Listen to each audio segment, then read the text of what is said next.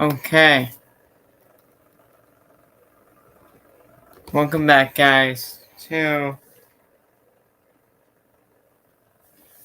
another night we're doing part 2 on Mckinley's story about Jack Doherty. And I know this is not much. If you haven't saw the part 1, basically, well, it's basically about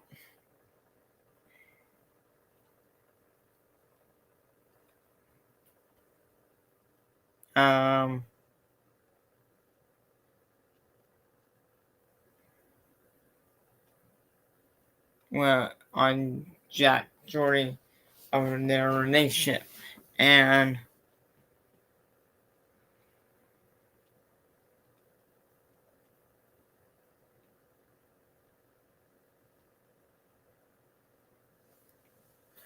so, yeah.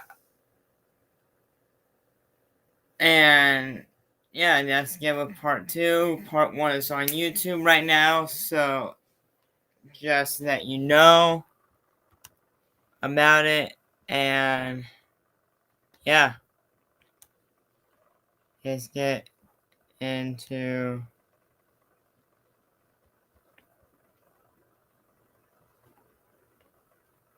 this. So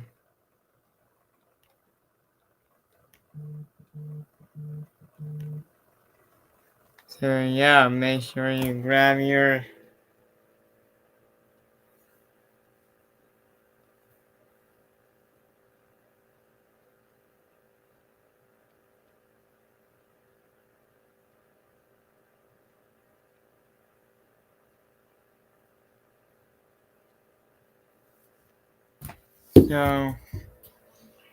so that's gonna start. Make sure this is again not my side of the story and not her side. This is her thing, so I'm not taking full credit on part 2. Again, like I said again in part 1. And yeah, let's get this started. I realized that the way they did make their money was through OnlyFans. And that was something that I knew that I didn't want to do for myself. I was expecting to walk into, open arms and people excited to see me. And it wasn't that. But within that first week, something horrible happened to me. And I just was like, there's no way that fucking happened to me right now. Like, I don't know what to do. I wanted to go home, and he was just like, no, like, you're amazing, like, I'm so sorry, like, this happened to you, I'm gonna protect you, this will never happen ever again, like, you're safe with me. Whoa. Wait, what did he do? I don't know! That wasn't who I fell for. He was providing an illusion that he cared for me, and that he was a genuine, caring person that, wanted the best for me, and the second I signed to him, the disrespect started showing. This man doesn't fucking care about me. You don't care. The big traumatic things that happened to you, like the major events, made the littlest things he did, like cheating on you and like the signs of the club and stuff like that, so little. When was the beginning of the end? Like, when did everything change? I would say the beginning of the end was at the when we had the fake wedding. That was when everything changed for me. Yeah. That night was horrible. And it's the irony and the fact that, it was supposed to be this fun fake wedding that you were getting married at the little chapel in Las Vegas, and, my parents were coming, and it was something that, it was my idea. I was like, we should do that for a stream. Like, that would be so fun. And he seemed, excited about it. I would say that. But that day was so horrible. I went and I got a last minute wedding dress. I tried on wedding dresses, and, he was making jokes and saying like, oh, I wish I could cheat on her, like, you know, the just little jokes and like poking at me. But I knew like that's just Jack. Like that was the normal at this time. Like every horrible comment he said to me, I would just block out. But it was just constant, like just negative comments throughout the entire thing. I ended up going back to the hotel. I'm finishing up getting ready, and he was getting himself a suit, and he calls me and he's like, hey, can you roll me some blunts? I saw Jack smoke every day. That was something actually that he told me that I needed to learn how to do, was roll a blunt. When I didn't add any value to anything, he actually called me the blunt roller. But I felt like, you know, I don't know. I just kind of learned. I taught myself how to roll one, and from that day forward, that's what my job was to roll him an X amount of blunts. So he calls me. We're literally 20 minutes late to the fake wedding. Everyone was there. The limo that was, you know, at the hotel, it was already there. We were late. And we were on a time crunch, and I told him, I was like, listen, I'm in my wedding dress right now. Like, I just put my makeup on. Like, can it wait? And he was so mad. He was like, whatever. Like, I asked for one fucking thing, and you can't even do that. Whatever. And he hung up on me. And I was like, okay, well, whatever. I'm not rolling the blunt. He can wait. And I don't want him to be high during this either. We're taking pictures. It's going to be, like, fun. So I didn't do it. I go downstairs. He was so irritated. He was so mad at me that I didn't roll the blunts. But I was like, he's just gonna have to get over it. It's not that deep. Like he can last a few hours. Like it's gonna be fine. But that whole car ride, he was telling me, you know, I already want a divorce. You're annoying. I've been making, and I would be like, what do you mean you want a divorce? And he was like, I've been making those jokes all day, and it's all of a sudden making you upset. Like, why? You take everything I say seriously. You can't even take a joke. So I stayed silent. I got to a point where I shut down fully, and I wouldn't even like react to what he was saying to me because I can't win. And I realized like, whatever, if he's in this type of mood, like Jack would be in different moods every day, and his mood absolutely, you know, my mood depended on his mood. If Jack was in a good mood, I would be in a good mood. If he was in a bad mood, he would make everyone around him in a bad mood. That's just how he operated. Even with employees, everything. We get to the wedding, and my parents were there. My little brother was there, and they obviously have their opinions on Jack. I try my absolute best to just say, listen, guys, just give him a chance. He's growing. He shows me this complete different side when we're in private that no one sees ever. So I was just like, just please, like, keep my word for it. Like, he's good. He's fine. Again, not super honest with them in the moment. I didn't want them to tell me what I needed to hear. I didn't. Or me. You never. Or you. I never told me. Never did. So we get there, and Jack instantly is just disrespecting my family. He wasn't a fan of my family. Never wanted to get to know them ever. He never gave them a chance. I remember the first day that they met him, he actually didn't even go up to them for over an hour, and we were in the same house. And I was like, is he gonna, you know, introduce himself? Is he gonna say hi?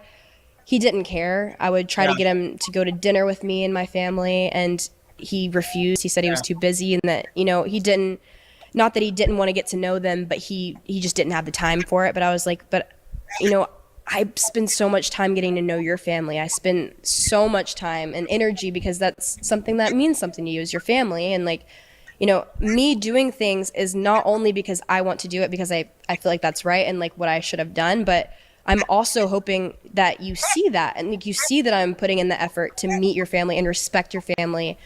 But he never did that with mine. Never got to know them. And I also want to insert a clip here at this time of the vows that he wrote in front of my dad. He made my dad stand up center stage, and he read out these disgusting vows in front of my dad. Just fully disrespecting him, embarrassed him. My dad was humiliated. Okay, so. Oh my God, we gotta quit. Shawty gets absolutely nothing when I divorce her, even if I cheat, okay? If she cheats, she automatically owes me $10 million. After $10 million is paid off, she's limited to making only $3,000 per month, and the rest goes to me. Fair. I'll also receive 100% of her OF revenue moving forward. Even if we divorce, I can still. No talking or dating other guys for 250 years after we divorce. Sounds good, Dad? I object. What? That one, you don't want her seeing any other guys. I object. Of what? It's a terrible deal. Okay, wait, don't let me finish. She will still have to cook, clean, and do my laundry. Do you object to that one? That's fair. Yeah, of course, yeah. No contact with parents after argument. But hear me out. No, hear me out. Because then she's gonna want to come back to me more. Nope. Bruh, who's this guy? Like, literally, he actually cried that day. Like, after we left, he was like, that was so humiliating. And I felt horrible. Like, No. I didn't know Jack was going to do that. He didn't let me read the vows that he had prepared. And it wasn't some, sweet vow or whatever. It was very crazy. Disrespectful. We finish up the wedding. My parents say bye to him. And he says on camera, thank God, like, that they're gone. Like, talking about my family. And they're the sweetest people ever. That's like, that crazy killed right there. me. Why? I just wanted to say, your parents, can I say their names? Yeah. Brad and Jennifer are the most amazing people I have literally ever met. Like, your dad, hands down, like, anyone that's ever come across Brad will say, like, he's the funniest motherfucker. So incredibly smart. Like, So smart. Yeah. unbelievably smart. Your mom is hilarious. We get along very well. Just really good people. So it takes it's almost like if you have an issue with your parents, like there's an issue within. Yes. Does that make sense? Absolutely. And my parents are very intuitive and like they can see right through people. And I think that is why he was uncomfortable around them because, they did have questions and they were very involved in my life. And, they tried their absolute best. It made me so sad seeing them visit because I never went home, but they came to Florida. I would invite them to Florida and, we would have Thanksgiving and Christmas and they would be there because I never felt like I could leave. But, I could see the effort that they were putting in just because they loved me. And I knew they didn't like him. They didn't think he was good for me, but they tried so, so hard and they bit their tongue. They didn't want to lose you. They didn't. So anyways, the fake wedding ends. We end up back at the Wynn, the hotel. And we're in the room and everyone was eating downstairs. I had not eaten that day. I was starving. I was still in my wedding dress and everyone was like, okay, well, we'll be down here at the restaurant. Meet us down here. I'll order you food. Jack wasn't hungry, of course. He was, he took Adderall that day and every day, but that was something he never got hungry. So my eating schedule and like just eating food in general, being with him, I wouldn't even eat. So I was starving this day. I told him, I was like, hey, I think I'm going to go downstairs and, my food's there. They're waiting for me, like all of our friends. He was like, can you roll me a blunt real quick? And I was like, Jack, I'm starving. Like, please. He's fully capable of doing this, by the way. Like he's able to do it as well. I was like, I'm just like, I don't want to do that right now. My head hurts. I'm starving. My food is down there. They're waiting for me. They already ate all their food. They're actually sitting at a table with my plate. I just wanted to get downstairs. And he was like, you know what? I don't give a fuck. You go down there. I don't give a fuck. Whatever. You do what you want to do. You're lazy as fuck. You're useless. You do nothing to help me in life. Go fuck yourself. And I was like, Jack, like, okay, I'll roll you one. Like, I'll do it. Like, I'll do it right now. And he's like, no, whatever. Just fuck off. Go. He's like, I don't give a fuck. So I was like, okay. I sat there. I was waiting for him to finish because I was just like, okay, I'll wait for him because he's clearly upset at me going down there without him. He rolls it. We get into the elevator. And as we're in the elevator, he looks at me and he's like, see, this is why I would never marry you. And my heart broke. I was like, Bruh. well, I would never marry you if you just said that. Because, why would I marry someone that says, I would never marry you? I was like, I would never marry somebody. You don't need to justify Yeah. why you said that. Yeah. In that moment, I was like, well, I don't either. I don't want to marry you either. I'm surprised you didn't look at him and say, fuck you, I wouldn't marry your ass either. I should have. Yeah. You don't need to sit here and explain like, well, I said that to him because he said that. I know, babe. Yeah. I know. And you had every right, every single right to say that. Yeah. Well, that made him extremely upset. He was mad. He was so furious at me for saying that. I had never seen him that mad in my life. What do you mean? We were in the elevator. I said that. And then I walked out of the elevator to get to the restaurant, and he closed the doors and like went back up to the room. And I was like, there's no way he's like actually mad at me for saying exactly what he had just said to me. I was like, this doesn't make any sense. I texted him, and we were texting. Should I read it? Yeah, you can read it. This is November 15th. This was the day that all this happened. This is as soon as I got out of the elevator and I sat down. Mind you, I was just in this restaurant with a wedding dress on. People were looking at me and saying congratulations. We were like laughing about it because everyone thought it was real. And now I'm sitting out of my wedding dress by myself at a dinner table crying. And people that just had saw me in a wedding dress are like looking at me like, is this real? Like, what's going on? But I was sitting by myself. I ordered food for myself. And I texted him. I said, maybe you're just frustrated today, but the way you've been talking to me makes me feel awful. I've been nothing but positive today, but again, it's turned around on me for only reacting to the way you speak to me. I'm sitting by myself in this restaurant almost in tears. He goes, I don't even know what to say. I'm just so tired of this shit. I said, Jack, what did I do though? Exactly. He said, you're always just in a bad mood and it affects me. I said, no, I'm not. In what ways? He goes, I could ask you to roll a blunt and your whole mood changes for 30 minutes or it has to turn into a fight. You don't do anything to make my life easier. I said, wow, all right, Jack. He says, I have to beg or just not ask so it doesn't cause a fight. I said, you don't though. You asked me if I could grind up weed and I said I already did because it was all we had. He said, not even about that, just giving an example. I said, I wasn't even mad when I said I was going to go downstairs and eat my food. And he said, even on the TikToks we were filming, you were crashing out. I said I was, he said, he goes, I'm just in a bad tired of this restaurant. Again, it's traded today, ordered food for myself. And I texted him, I said, maybe you're just frustrated today, but the way you've been talking to me makes me feel awful. I've been nothing but positive today, but again, it's turned around on me for only reacting to the way you speak to me. I'm sitting by myself in this restaurant almost in tears. He goes, I don't even know what to say. I'm just so tired of this shit. I said, Jack, what did I do though? He said, you're always just in a bad mood and it affects me. I said, no, I'm not. In what ways? He goes, I could ask you to roll a blunt and your whole mood changes for 30 minutes or it has to turn into a fight. You don't do anything to make my life easier. I said, wow, all right, Jack.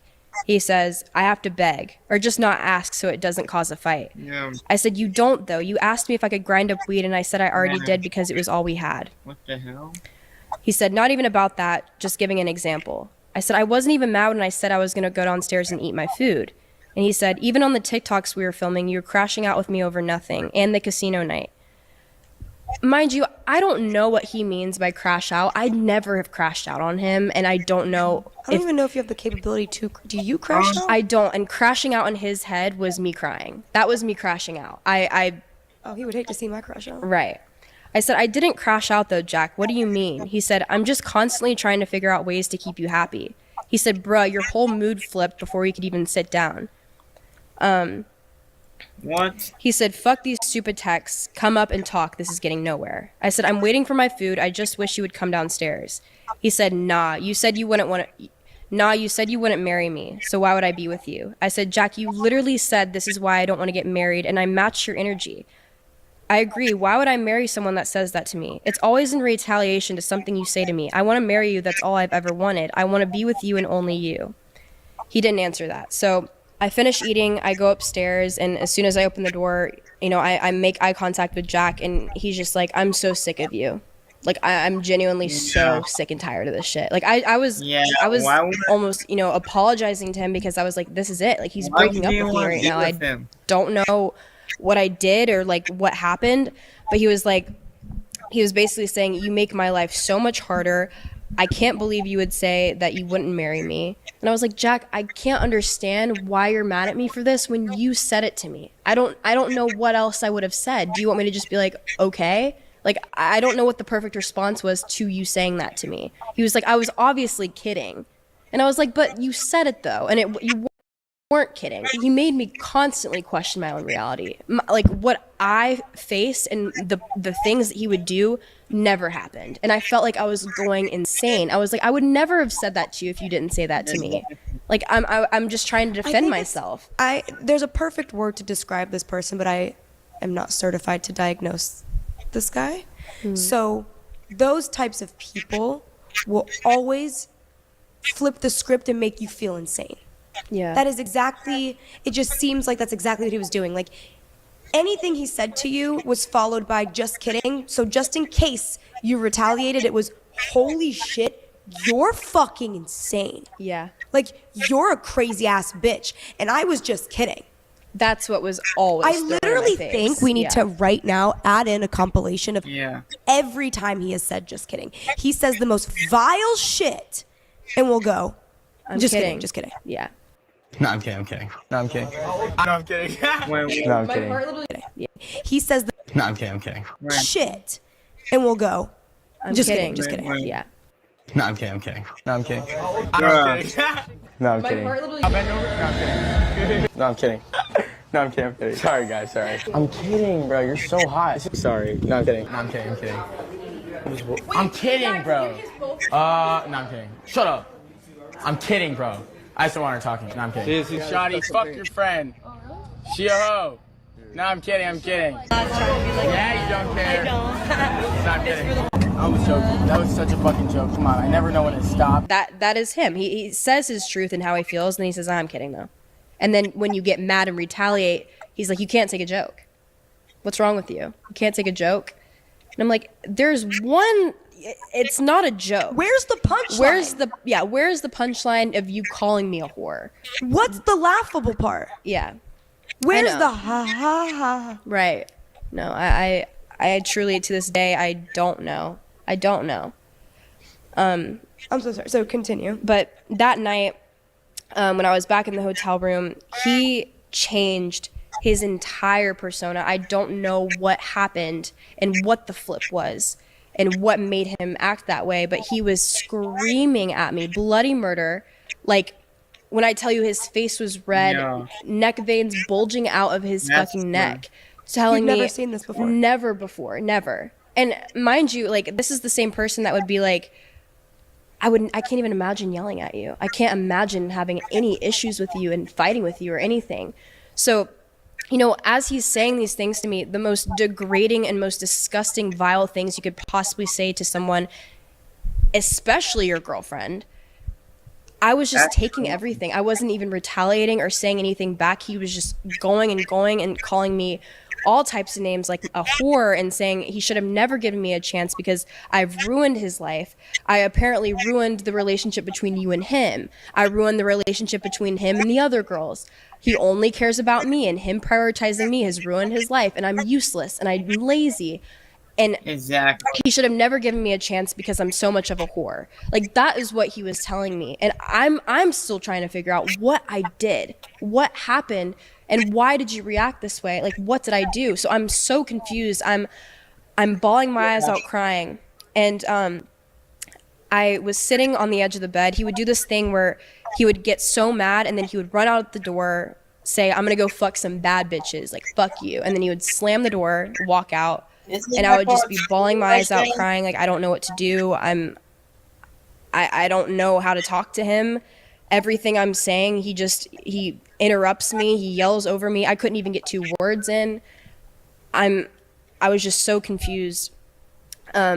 He walks back in, and at this point, I'm not speaking whatsoever. I've realized, you know, everything I have said has actually snowballed and it's made everything worse. So, like, when I would have a rebuttal or like a, you know, defending myself, he would create this other, I guess, narrative in his head and fully twist what I said and fight with me over that. So I was like, I'm just creating issues at this point with what I'm saying, so I'm gonna zip it and just be quiet. So I'm sitting on the bed, he walks back in, he's yelling at me again. But then he starts to calm down a little bit once he realizes I'm not really talking. And I was just kind of just sitting there. He was like, why aren't you talking? And then What? I know. What? I know. I don't know. Why are you talking? Yeah, why aren't you talking? And I was like, there's Bruh. no point, Jack. There's no point. And then that's when he started yelling again. He started yelling and yelling. So I shut up again. I was silent, and I don't know what was said. I can't really remember super well, but I remember him coming up to my face, sticking his finger in my face this close and saying, you fucking stupid fucking whore. And I looked at him and I was like, we're done. Like, I'm done. And I got up, I started walking, and that's when he put his hands on me. For the first time ever, it had escalated not only to emotional and mental abuse that he's put me through. That's abuse to a girl. He was grabbing onto me, not letting me leave the room. He grabbed me by my arms. He sat me down on the bed, made me sit on his lap. I was trying to get away from him. I was like, get away from me. Like, you just said this to me, and now you're saying, baby, I'm sorry. Like, I'm sorry. Like, what do you mean? Like, what do you mean? I'm like, you change like this. It's scary. It was scary as fuck. And there's a certain like look in his eyes. I'll never forget it. And when he would get this angry, because not only this night was the start of it, and then it continued, and then it got worse. But I could see the shift. And I don't know what the shift was. I don't know what made him act that way. It was nothing like I had ever seen before, and for sure not the guy I fell in love with. He was gone. So when he realized that, I was like, I'm done. Like, I don't think you realize I'm done with you. Like, I'm breaking up with you. If this is what you want and this is how you're treating me, I'm done with you. And that's when we get a knock on our door. We were like, who is this? We opened the door. It was security. Someone had called security because I was yelling, get off of me. Let me go. They could hear us screaming, and we opened the door. It was security. Someone had called security because I was yelling, get off of me. Let me go. They could hear us screaming, and me yelling and Jack yelling at me. And they came in, they instantly separated us, and he was really, really scared of that. He didn't want us to be separated. He was like, get the fuck out of my room. He was disrespecting the workers there. He was disrespecting the security guards. And I tried to get the body cam footage because they were wearing, body cams, and they end up separating us. I wasn't able to get the body cam footage, sadly. There's a lot of things that go into, casinos, and you're not able to just get those things easily, but that was something I was trying to get, for my safety. I remember, I'll never forget the conversation I had with the female security guard after they had separated us, and she was like, listen, I've seen you guys on social media. I know who you are. And she looked at me and she's like, it's not worth it. She's like, it's not. She's like, no matter what, it's not worth it. And she was like, are you okay? And then I just remember crying. Like, I couldn't even make eye contact with her. And I was like, yeah, like, I'm fine. I'm good. Like, everything's fine. And she was like, be honest with me. Like, do you feel safe? And that's when Jack barged in, and he was like, get the fuck out of my room. I'm done. Get the fuck out of here. McKinley, we're leaving. And he grabbed me, and he pulled me out of the room. They were still in our room. And, they're looking at me. They're like confused about the situation because they see how he's acting, and they see me, and I'm just like in tears. I'm trying my best to like keep composure. At that moment, I didn't want to say anything about my boyfriend. I didn't want to say that he had put his hands on me that night. I didn't want to get him in trouble. It was the first time he had done something like that to me, and it was so... You were still trying to process it. I was still trying to process it. So, throughout all of this, I ended up calling my parents while he was screaming at me before the security had came in, and my parents were aware of what was going on. I really did call them because once I called them and he knew that I had my parents on the phone, he stopped, and he stopped yelling at me, and he was, I felt like it was my way of, being safe, and he wouldn't do anything crazy. So I'm on the phone with them, and they're like, we're coming to get you right now. So I start packing my stuff. He's trying to talk to me. He's getting agitated again.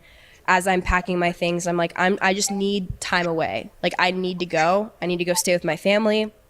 We need separation. I don't want to be here tonight. You really fucking hurt me. Like, this was unlike anything that I ever wanted our relationship to be like. I was so upset and hurt by it. And, you know, I walked outside. He walked with me. He was like, I don't want you to leave. I love you. I love you so much. Like, he was showing me that he loved me and cared about me, kissing me on the face and being like, McKinley, like, I'm so sorry. I don't know what came over me. It's the Adderall. Like, I crashed out. It's my, you know, I took it all day. I've had a stressful day. I just want people to help me. Like, you have no idea how stressed I am. You know, I have to take care of all these people, and then I have to make sure you're okay. And I'm like, Jack, like, I don't know what to say to you. I just remember saying, I don't know what to say. Like, I truly don't. And I just kept, you know, shaking my head. I was crying. I didn't say any words. He was just kind of spewing how he felt and how apologetic he was. He was so sorry. He'll never do that to me ever again. He didn't know what came over him. So my parents picked me up. I spent the night over there, and I didn't talk to him that entire night. I have the texts as well. So as soon as I left, he texted me and said, you have my ID and my player's card, because he wanted to go gamble. He said, I need to get the money I just won. I didn't answer, and he said, I love you, and I'm sorry. Then he said, can you come back, please? I miss you, and I'm sad. Can you let me know if you have my betting slip in your purse, please? I need to know ASAP, so the maids know if they went through it or not. It's like he completely forgot about what had just happened. You're asking me to check for something of yours in my purse. Like, I didn't answer any of that. He said, why aren't you answering me at all? McKinley, I'm going back to the hotel. Can you please come? I still didn't answer. The next day, this is at 5:14 a.m., he texted me and he said, I can't believe you can't just answer me. Like, why you got to do this? I know you're reading all these, and it breaks my heart that my own girlfriend can't text me back. Like, how do you expect me to sleep when you've just been ignoring me since you left? And then he said, hello. And then he sent me this picture of us at our wedding, fake wedding. And then I texted him. I said, last night drained so much of my energy, and I know I distanced myself, but I really just needed time. I really just wish you were more patient with me. I always, no matter what anyone says, have the purest and best intentions. I just clearly never showed that in your eyes. I've always showed up for you. I've put my feelings aside constantly. I've loved you when you're down, make sure you're always taken care of. And I'm told that I actually apparently did way more damage than good and ruined your life, even though I know I've always showed up for you, Jack. Not because of anything else other than the fact that I fell in love with you for a reason, beyond what you think. He said, please just come back. I'm so sad and I miss you so much, and I don't want to do anything until we talk. I said, those words can't be covered up with a Band-Aid. My heart is in pieces. He said, I'm sorry, McKinley. I love you more than anything on the planet, and I don't stop thinking about you. I'm sorry for what I said. I didn't mean any of it. I love you so much, and you know that, McKinley. And then I said, I'll be there soon. I ended up going back to get my stuff and pack up my stuff. My parents were wanting me to break up with him in this moment. They were like, you need to leave the situation. Absolutely not. It's going to get worse. Like, you just need to stay. But I was not ready. I truly, like, in that moment, I should have been. Yeah. But, like, even this, him texting me, you know, like, I need you. Like, you're my world. Like, those texts and, like, being told that, even though it came after something so horrible, I had never heard those words from him. He had never said those things to me. So I went back. I decided to stay in the hotel room. And then that day, the day after, it was November 16th, he had, like, I guess a stream planned with somebody, and he needed to leave. So I was at the hotel by myself, and he was drinking, and we hadn't even had a conversation about what had happened. I didn't even see him. He was already gone before I came to the hotel. So I was, like, holding on to hope and there for somebody that begged me to come back. And then when I came back, he wasn't even there. He had to, you know, stream and, like, do other things. So I was sitting in the hotel room thinking about everything, and I was just crying. Like, I'm, like, thinking, you know, I don't want this for myself. I know what I deserve. I know that the man that I want in my life, I know the type of soul that I want, and it's not him. It's not anybody that would say those types of things and do those types of things. So I texted him after waiting the entire day. I was there from I would say, let me look. I was there, I think I got there at like 4 p.m. and this is at 10 p.m. and he's drinking and he's on the casino floor drunk. He FaceTimed me randomly without talking to me about, you know, what had happened. He just FaceTimes me like nothing's wrong. He's drunk on the casino floor. I texted him, I said, I'm packing up my stuff now. Have fun. I'm going home. He goes, no, why can't you answer my calls? You make me so sad. And I said, you make me so sad. He said, I don't want to make you sad. I want to make you happy. Please don't leave. I'm so sad I lost you and I just lost 10K. Please love me. I said, you're totally fine. Then he said, can you answer, please? Okay. Please love, make you happy. Please don't leave. I'm so sad I lost you and I just lost 10K. Please love me. I said, you're totally fine. Right. Then he said, can you answer, please? Please want to make you happy. Please don't leave. I'm so sad I lost you and I just lost 10K. Please love me. Now that right there is a letdown, because he lost 10K. Wow. I'm not surprised that he lost 10K. I said, you're totally fine. Then he said, can you answer, please? I'm not live. I just love you. I'm by myself. I said, Jack, you're drunk on the casino floor. He said, please answer me. I'm by myself. I end up calling him. He's not by himself. He lied to me. And then Bryce, it was Bryce Hall. Bryce is like, are you still mad at him? So he had literally been talking about how I was upset with him over something he caused, created, and he was making jokes about. He was making jokes about how we got a divorce the day we got married, and people knew we were fighting. So I was like, that's so crazy. I'm struggling so much. Why don't you see it? You don't love me. I said, you always say you were struggling and people knew we were fighting. So I was like, that's so crazy. I'm struggling so much. Why don't you see it? You don't love me. I said, you always say you wish I was the girl you met in the beginning, and what you fail to realize is that you created how I am from that point forward. There's not a single thing I have changed about myself other than constantly begging for respect and love from you, which is the bare minimum from any relationship. You disrespect me constantly. You disrespect my family. You disrespect my opinions. You disrespect my time and my feelings. How am I supposed to feel the love you claim to have and feel for me while you do those things? You are so right. I don't want to argue anymore. There's absolutely nothing I can do to be better in your eyes. And what I can't get over is even though I gave you 99.9% and left myself with nothing, you never saw it. I wanted to see if you could prove something to me today. And sadly, I'm just disappointed again, and I'm not fighting with you. I never want to, and you knew that from me in the beginning. I sat here by myself for hours and hours holding on to hope I just don't feel like is even there. My 100% might not be your 100%. You have to understand that no matter how much money you have, or views you get, or other things you want in your life that I apparently failed to give you, my 100% was so genuine and so innocent. Imagine how you would feel in my shoes for a second. Imagine doing all of that for someone who can't even see it. That's all I gotta say at this point. I'm not fighting for anything anymore, and I have accepted everything moving forward. I finally got it and understood like how you always wanted me to. Please be safe. I left your betting slip on the table. Hope you're having fun.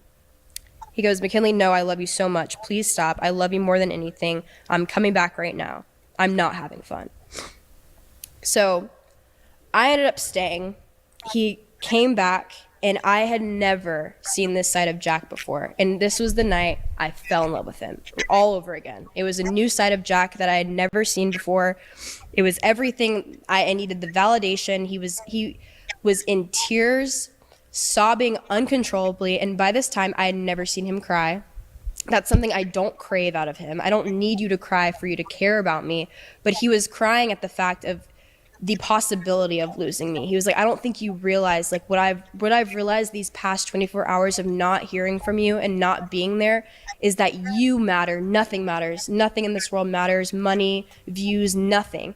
I need you in my life. I would myself if I lost you. He told me that. And I was just like, wow, like, I mean, we just have to come to an agreement. Like, you can't speak to me and say these things and do these things and be extremely disrespectful and me just, let it happen. Like, I want you to respect me. And that was something we agreed on. And that night we end up having, you know, makeup sex, and it wasn't really something I wanted necessarily in the moment, but I felt seen for the first time in so long. Like that was something, you know, with him confessing how he had felt, and like, you know, him saying, you know, I'm not upfront and honest about how I feel about things, but like, I want you to know I love you so much. You're my wife. I want to have kids with you. I want to one day go on vacations and have our little family. Like, he was saying things that I had never heard before out of his mouth. So I was like, this guy is going to change. He's not going to want to lose me again. So my parents were obviously very disappointed. They were even saying, you know, there's only so much I can do as a parent. And you obviously, you know, anything we say to you, you're not going to, you know, break up with him on our terms, but, you know, we'll be there for you, but we are not going to be a part of his life. Yeah. And they're like, and take it how it is. Like, if you want to, you know, have him around you, that's fine, but we're done trying to involve ourselves in a relationship that we don't want. We're not. So, you know, at that time, I wasn't fighting with them, but I was almost like, I was mad at them. I didn't want to talk to them. I was like, you know what? Like, you don't know my relationship. He manipulated me so much that I even told my parents that they're crazy. Even though I know now, looking back on it, like, they weren't, obviously. But when you're in that situation, you know, I was really upset with them. And I was like, I just can't understand why you can't just be there for me. Like, it's good now. It's good now. We're having a good week. They're like, well, you shouldn't have just good weeks. But we ended up going back to Florida after Vegas.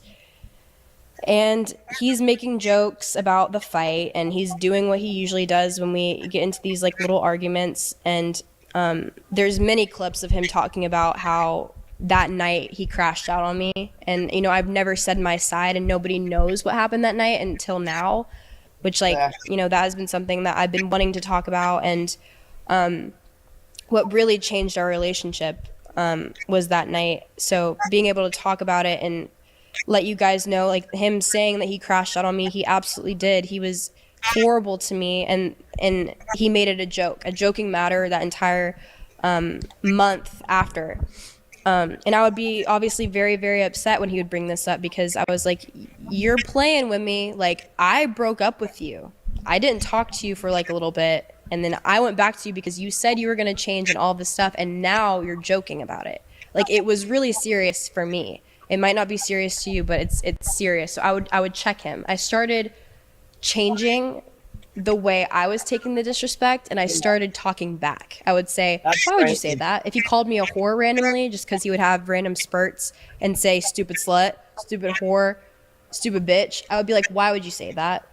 And then once I started doing that, he started becoming more and more angry.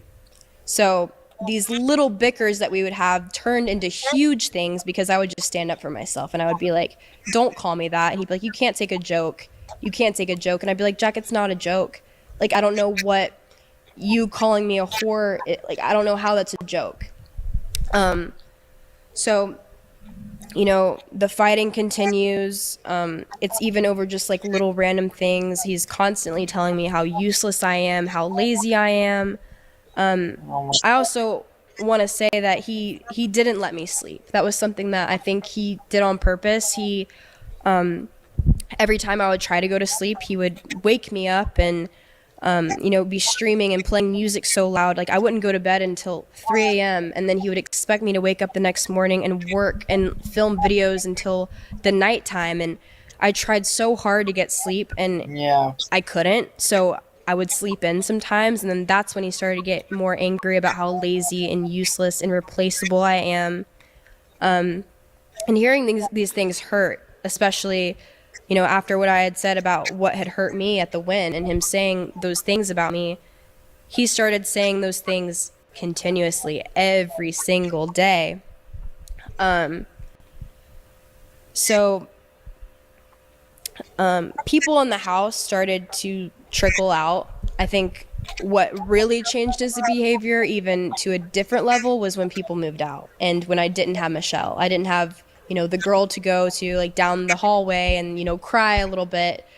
I cried every day. Every day I lived there, I cried in the shower.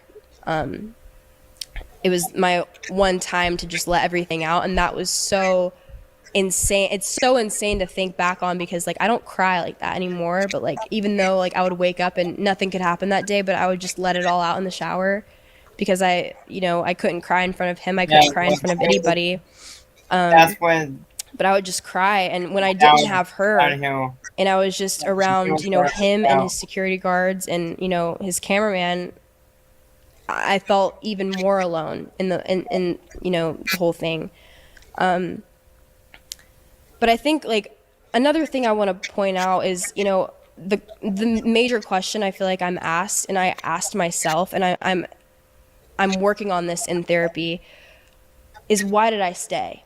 And, like, I think that's such an easy question to ask, right? But I think what people don't understand, if you haven't been through an abusive relationship, is it's a cycle. Abuse isn't just, you wake up and they treat you like shit every single day and it's constant and just treating you like shit. It can be like that, but it's like, abuse is a cycle. You have, the problem, what happens, the abuse, and then it's followed up with the affection and the promises and the I'm sorry's, and you really truly think they're going to change. You get a glimpse of who you fell in love with. You do. And then you have, the phases, like the honeymoon phases, and then you're like, wow, like we had a really bad week last week, but we're having an amazing week, like a better week than we've ever had this week.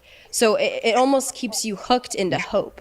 And you're in hope that he's actually changing, and that the boundaries that you've set, like that he's becoming a better person. But then you also have to deal with, the emotional manipulation of things and the gaslighting, and how master manipulative, it is, when they gaslight people and you question your own reality. And, he made me feel like if I ever broke up with him, I was betraying him. And I think that's why I stayed for so long, was because it wasn't just a normal relationship. It wasn't just a boyfriend and girlfriend type of thing. It was business, it was friendships, it was my house, I was living across the country, it was so many factors, and then just him isolating me as well. Like I didn't have the people that cared about me in the beginning like how I did now. Like my parents were there to support me, but I truly was isolating myself, and I felt like that was also a plan to make me feel like I had no strength, I had no value, I had no support to leave. He was my support, and he was the person, my favorite person that I can't imagine life without, is ruining my life. I had never felt like that. The person that I give you everything could take it all away. Absolutely. But what I've realized through all of this, and I'm still healing and I'm still working on it, is if that's something you're dealing with right now, abuse and an abusive situation, you're not weak for fucking staying. You're not weak at all. It just goes to show how abusers structure everything to keep you trapped. It's a structured thing. And I don't want anybody at all to go through that. If that's something you're dealing with and you see the signs, when you distance yourself, it was so confusing for me. It was so confusing for me in that moment. And I was like, and I asked myself, even after I broke up with him, why did I stay? When you distance yourself and you see it for how it is, it's clear as fucking day. Yeah. And the minute you distance yourself, and the minute that they don't have that control over you, they don't love you. They love the control. And once they lose that and you see it for how it is, that's what they're terrified of. And that's what I did, and that's how I see it now. Back then, and when I was dealing with it, I stayed because I was confused. I couldn't understand it. But now that I'm away and I've reflected on it, I think it's because too, like, as someone who I've personally gone through a similar, not anything like that, but like a different abusive situation, like, it's so easy because to blame myself. Right. Because it's like, I know I'm very smart, I'm intuitive, I'm very well spoken, and I pride myself on my strengths, and my parents raised me to be such an independent woman, so I beat the shit out of myself for being like, how could I be in this situation? Yeah. How could I let someone, how did I not see it? Why was I so stupid? Like, what? But I think what people fail to realize, it's not you can't be mad at yourself for letting your guard down and being just genuinely falling in love with the process of what that looks like. And there's like, you're not dumb. You're not stupid. Nothing's wrong with you. Like, women naturally are nurturers. We're caretakers, and all we want to do is, some women literally in a relationship just want to please, the people around them. And I think that that's exactly what you were doing, and it's not a self-reflection of who you are. It does not define you, why you stayed. Right. And I think a lot of women go through that. I mean, it was me. I was in that situation too. I beat myself up. I was like, I'm not that dumb. I don't know what happened and how it became that, but like how we're both saying, I think it's not a sign of weakness. You're not dumb. I'm still figuring it out to this day. I'm still figuring it out. So I think, I was holding on to something that didn't exist. But I don't know, I'm almost thankful that everything happened, because I wouldn't have this much wisdom. I wouldn't know, like, now I can see, the slight and little things that people can do to gain the control over you. And like, now knowing that and like navigating that, like, I'm so glad I know that now. But you're not alone. If this is something, it could be a guy doing it, or it could be a girl doing it. Abuse it's not, there's no gender. And anyone that treats you that way and does that to you, they don't love you. They don't love you. No one would do that to you if they genuinely loved you. So, but it got worse. It got worse. So we came back, and everyone was kind of, everyone had left and gone their own places. It was me, Jack, his security guard. He had 2 security guards, and his cameraman, and his girlfriend. Christmas time, it's happening. We're filming a bunch of videos. I'm starting to feel not right. I felt like something was wrong with, me physically. I was health-wise. Yes, I was very, very tired. I was just, my head was hurting. I felt irritated. I felt something was off with me. I knew it. I knew something was off. And I actually have health problems. I have hyperthyroidism and Graves' disease, which is an autoimmune disorder, and it affects my metabolism. I had to go through radioactive iodine treatment when I was younger, so I don't have a thyroid gland, so I take medication to mimic that thyroid gland. It's something that I need in order to survive. And throughout this entire thing, I never went to the doctor. I didn't take my medicine. I replaced that medicine with Adderall, and I was so unhealthy. I look back at pictures and I'm just like, wow, like, you can see it in my face. Like, it makes your face really puffy. It also does something to your eyes. I remember my eyes were just very like swollen, it looked like. Obviously at the time I didn't notice anything was wrong with me, but my parents did notice it. They were like, I really hope you're taking care of yourself. You need to go to the doctor. But anyways, I felt like something was wrong, and I had never taken a pregnancy test ever in my life. And for some reason, this one night I ordered one. I ordered the pregnancy test. I took it, and I set it aside. I'm like, you know what? I don't think this is why I feel this way. I'm really hoping it's not. I wasn't expecting anything, and it was positive.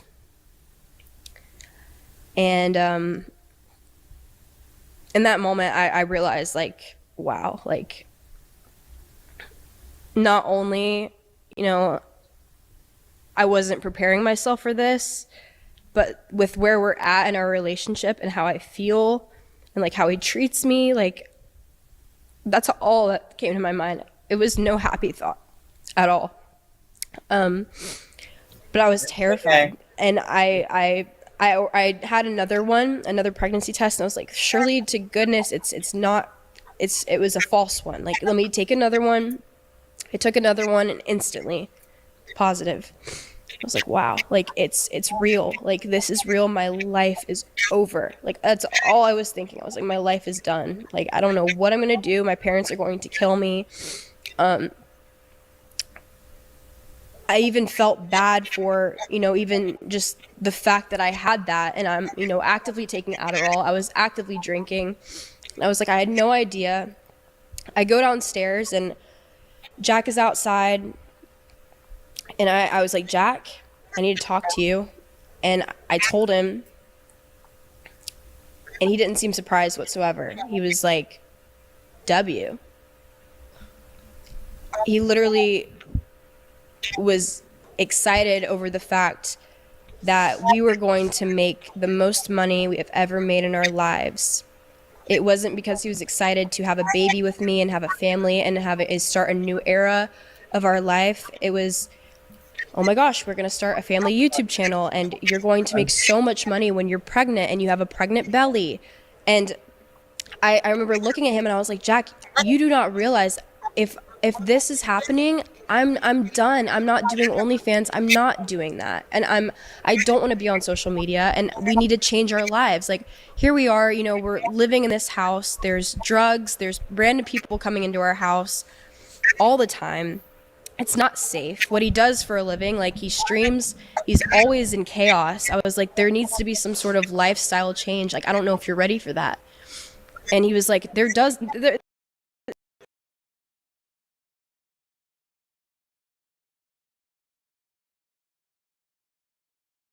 so, he's excited about it. I'm still terrified, but in this moment, I'm like, okay, well, I guess I'm gonna have it. Like we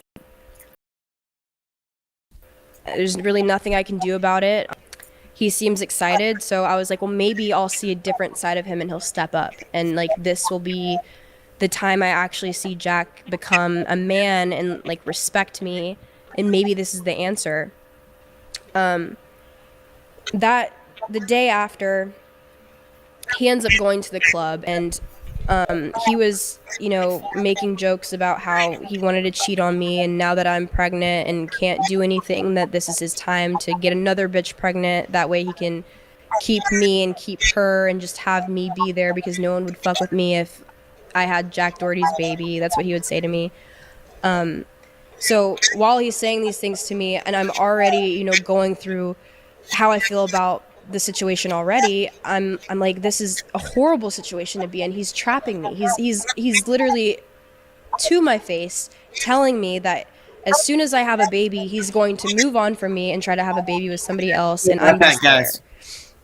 So again, I don't want to believe this. I know he's making these jokes, but there's truth to all of his jokes. He ends up going to the club, and I went with him.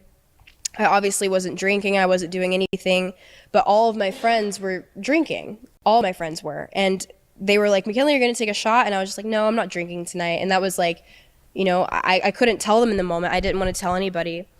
We get into the car, and as soon as we get into the car, he sparks up a blunt.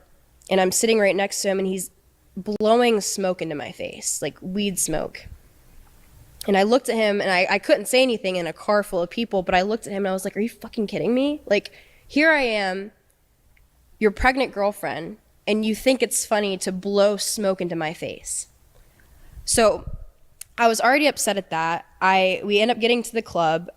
I almost passed out. I was overheated. I was like, I should not be here. I need to go home. He's flirting with girls in front of me. He's, making the jokes he does on stream, degrading me, making fun of me, talking about how all these girls are bad and this girl has a fat ass and all these things. So I told him, I was like, I'm leaving. And this is actually on camera as well. I remember telling him, I was like, this isn't right. Like, the fact that you're here right now, like it shouldn't happen. Yeah. I was really disappointed. So I get in an Uber. He stays at the club. I Uber by myself back home. Yeah. And I was just bawling my eyes out the entire time. I was like, wow, like he's this is gonna be my life. I'm gonna have to stay home and take care of our child, and he's just gonna continue to disrespect me and not be a good father. Like I knew that he wasn't ready for that. I knew that it wouldn't be a good situation if I'm dealing with all this stuff and like how I feel. I couldn't imagine bringing a child into the mix. And I knew, the only thing he cared about was money and content. And I knew if we had a child, it would be the same exact thing. I knew that child would be exploited. I knew that it would be around things that I wouldn't want my child to be around. Money. It just didn't line up. So I walk into the house, and as soon as I open the door, I break down sobbing. I'm hyperventilating, crying, and I walk up the stairs, and I realized I saw, I didn't know anyone was home at the time, but I saw his close friend. He was like, "What's wrong? What is wrong? Like, are you okay?" And I was like, "No, I'm not at all." And he was like, "What's wrong? Like, talk to me." I was like, "I can't." It's like, I can't even say it. And I go into my room, I'm crying, and then he knocks on the door, and I walk out to where he was sitting at the table, and he was like, I just want to talk, like, you can talk to me, like, it's okay. I was like, "I'm pregnant. I don't know what to do." And his mouth dropped, and he was like, "McKinley." He was like, "No." He was like, "You can't." He was like, there's no, like, you don't deserve this. His own friend was saying, like, he's not ready to be a father. He treats me like shit. He's like, "Do you think he's going to respect your child?" No, like, not at all. Like, that's what I'm dealing with. I'm struggling with that so much. And I knew my health issues, and like, it wasn't right for me to, have a child, and it wouldn't have been healthy. I didn't take my medication that I needed to survive for over a year. I didn't think my body could handle it. I was already feeling like shit. I was nauseous, throwing up. So Jack comes home. I'm talking to him. I'm just like, "Listen, like, I need to go to the doctor. I need to figure out if, this baby is healthy. I need to figure out if I'm healthy. We need to actually talk about a plan, because we need a plan. Like, it's not just, oh, I'm going to have this baby and then we're just going to see how it goes." Like, it's like that child is like, your 100% is for their entire life. Like, you have to take them to school. You have to make sure they're fed. You have to make sure they're taken care of. It's an entire job. So when I'm a mother, I always knew when I'm a mom, like, my job is to be a mom. Like, I want to be a mother. And he knew that about me too. I always said, like, I want a family that have Christmas and Thanksgiving and like a healthy family dynamic, because that's what I was raised with. I loved how me and my family had so much fun during holidays, and I always craved that and wanted that. So I tell him, I'm like, I need to go to the doctor and figure this out. And he's like, "I don't know what you have to figure out, but like, I guess you just don't want to be with me. Like, I guess you just like don't love me enough to have a baby." And I was like, "It's not that at all, Jack." I was like, I just want you to change. We've had these conversations and nothing is changing, and it's actually getting worse, and I feel like shit. I don't feel healthy. He was just upset at me, and he would bitch me out, especially when we would have the conversations about a plan, and like him stepping up to the plate. He felt like that was, I guess, disrespectful, but it was a normal conversation to have with someone that I'm about to have a child with.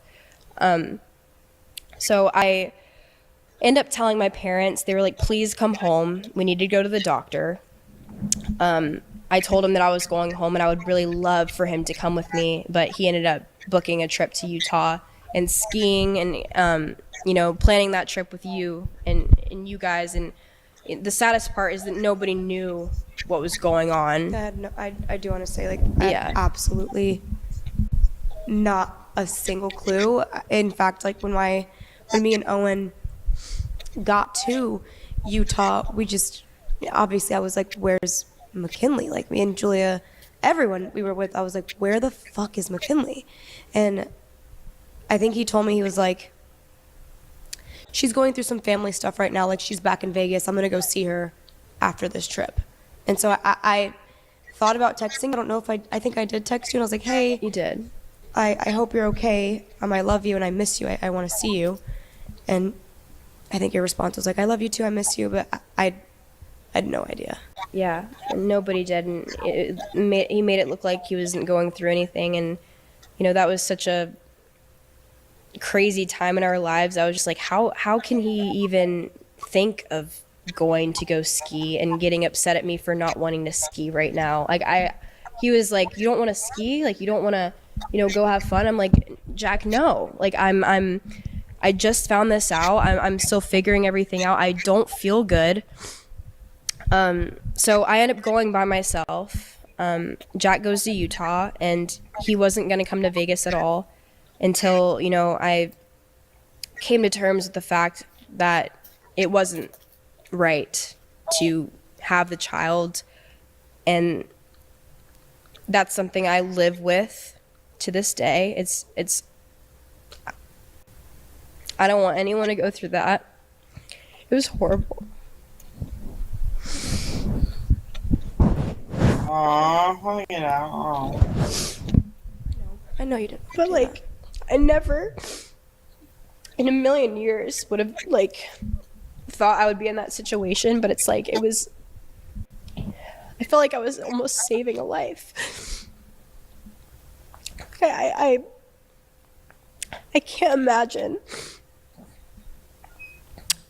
that poor baby's life. And like I don't know, it's so uncomfortable for me because I never wanted that to happen, ever. And I wanted, if anything, I wanted it to work.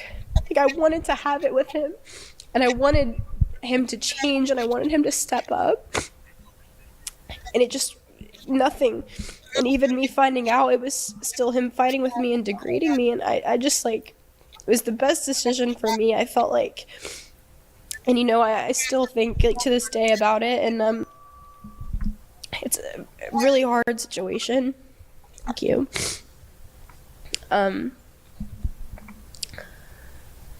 But I feel like there's a lot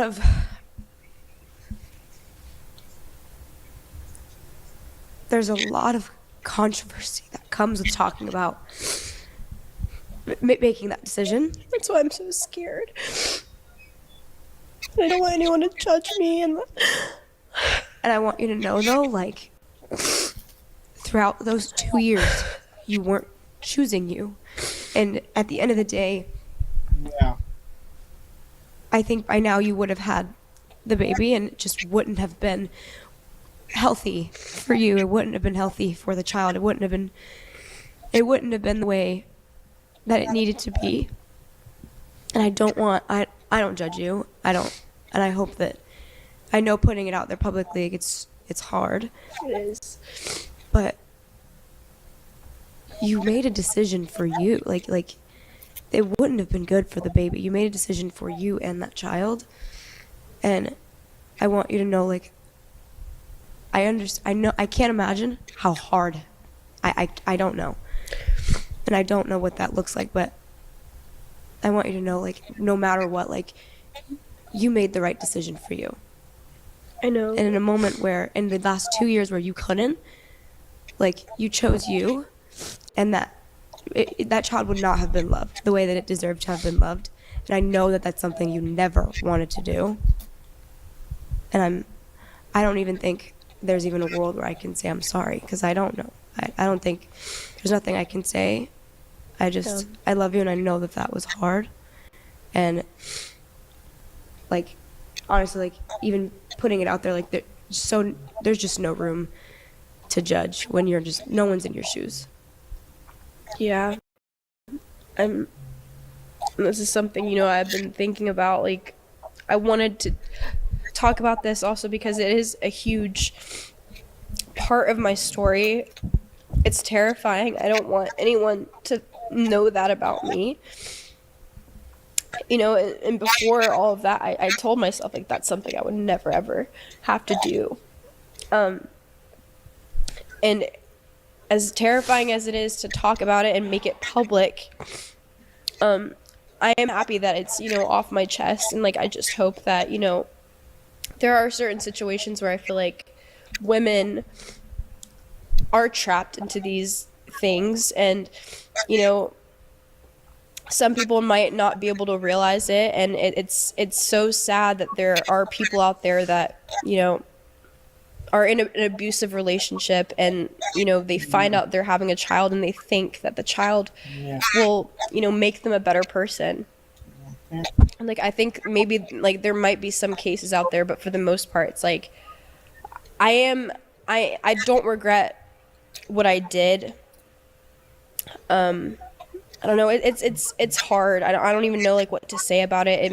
It makes me very anxious. No one knows like fully to the extent, obviously I'm explaining it, but like no one knows what I fucking dealt with for 2 whole years. Like it was not living. I was surviving. I was surviving him. Like I was just trying to keep my head above water, like constantly. Like I would have been a horrible mother. But like I was horrible to myself. Like I know that I couldn't. Like when you're horrible to yourself and you're horrible to, like I wasn't the best daughter. I wasn't the best friend. I wasn't good to myself. Like I knew it would be a horrible situation in all aspects. So I just try to think of it in that way. And like there would have been no Love to give.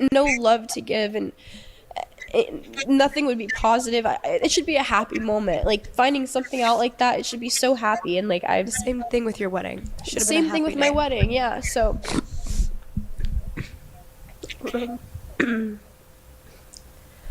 Exactly. Regardless, at the end of the day, like you did what was best for you. You did what was best for the situation you were in, and I love you. And I love you. And And thank you for being there for like during that. Like you have no idea. Like I remember I had called Camilla, FaceTimed her, and I told her, and you were just like, McKinley, I'm so fucking sorry. I still am. I know. You were just like, you were like, even though you were like further away from the situation, you were always that anchor, like for me. And I felt like, like you said, like you could see we're soul tied. Like I know that, and like you knew things before I could even say them. You like by the look on my face, you would know how I felt about a certain situation or whatever. And like I just know that you felt, everything I felt, you would feel as well. And like that was something I was definitely lacking, in my relationship, and with all the isolation. You were the only person closely associated. I had no friends in Florida. I didn't have anybody to lean on that wasn't associated with him, except for you and Owen. And I just want to tell you too, like when I would see you guys, like it was like I would feel so happy. And like I needed it so bad. I would always say like they literally feel like it's like my safe place, like both of them. And Jack would bring me around you guys like every now and then, and I felt like every time I saw you, it was just like, you would see him or hear him say something, and then you'd be like, how was your relationship? And I would explain it, and it was never good. But you gave me like good advice, like if you I think the one thing I always told you, I was like, when you're done, call me. Like, I think it's hard because I'm the type of friend, like, I ride so hard, and I think I get a little too emotional, and I almost want to like go up to bat for you because I know you. I know you're not confrontational. And for someone to come up and just fuck with you, like it fucks with me. I'm and I understand that, I'm still young, I'm still learning, and there are things that I shouldn't say, and like I just want to almost like fuck somebody up if they fuck with you. So it's like when you tell me things about your relationship, I would listen and I would hear you, but I would feel it. because I knew, like, I know you. You're such a light. Exactly. Like, and the one thing I'm so looking forward to is to watch your career evolve, that people can see you for you and not this painted picture of Jack Doherty's girlfriend. Like, you didn't get to choose that. It was chosen for you. Yeah. And so, like, I saw this light. I've always seen this light in you. And, like, I knew that your mind and your heart were completely different. Like, you knew, and we would connect mentally on the fact that I told you, like, please leave. Yeah. Like, I'm here. Please, you can stay with me. You're like, I don't have a place to go. I'm like, live with me.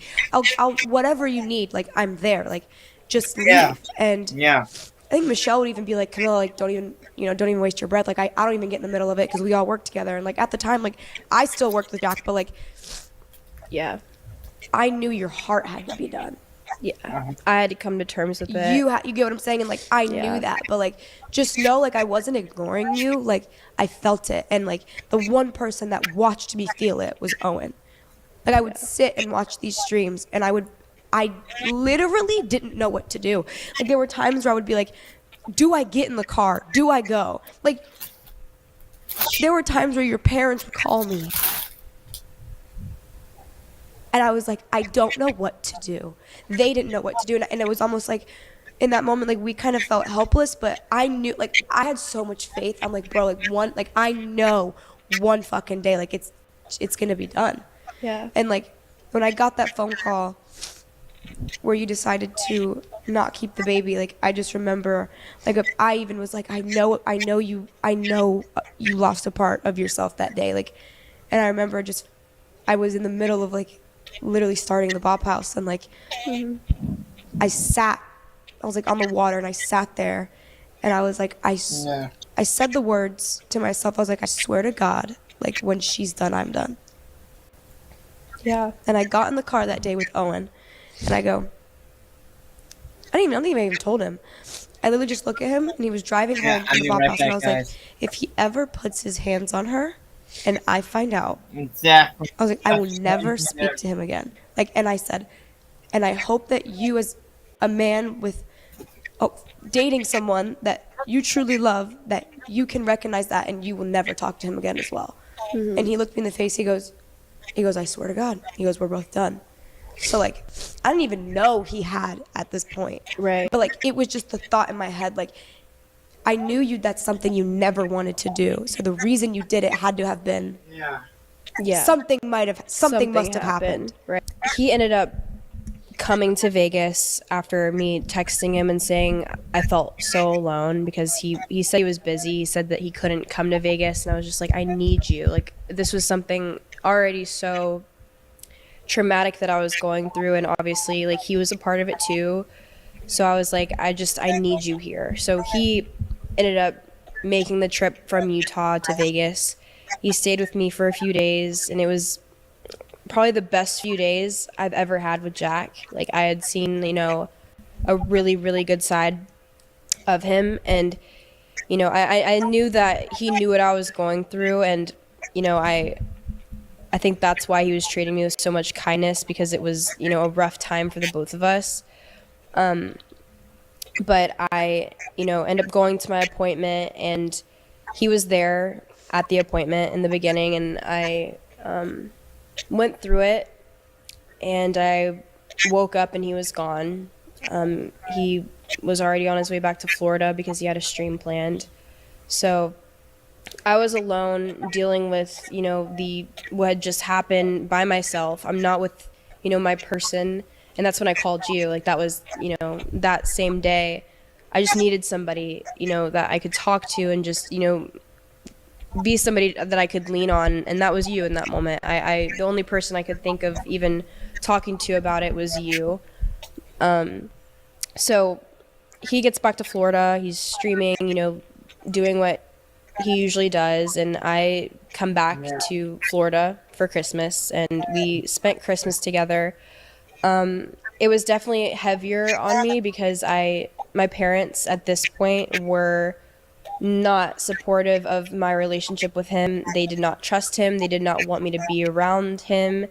They were worried for my safety. They were worried about everything you could possibly think of, especially as a parent, having a child going through something like that. Like, there's only so much you can say and do, and I know how lost they felt and, hopeless. I know that they felt that feeling.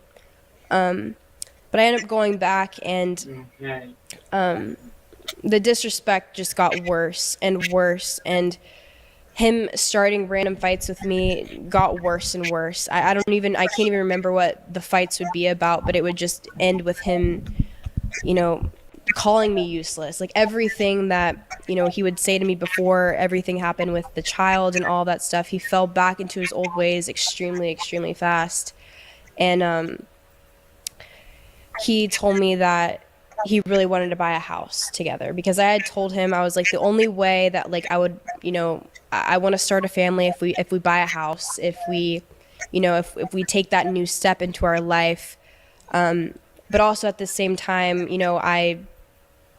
I wasn't financially where I wanted to be. A lot of people don't know this, but his main income is OnlyFans.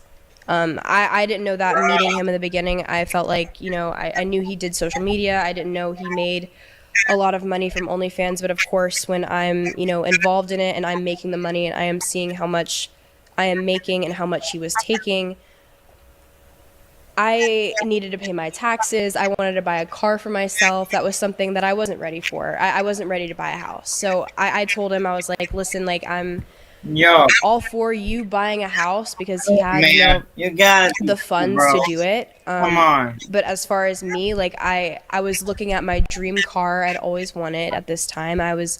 My dream car is a Mercedes Maybach. I always had them saved on Pinterest. I was looking at them constantly every day, and I was just like, I want one so bad.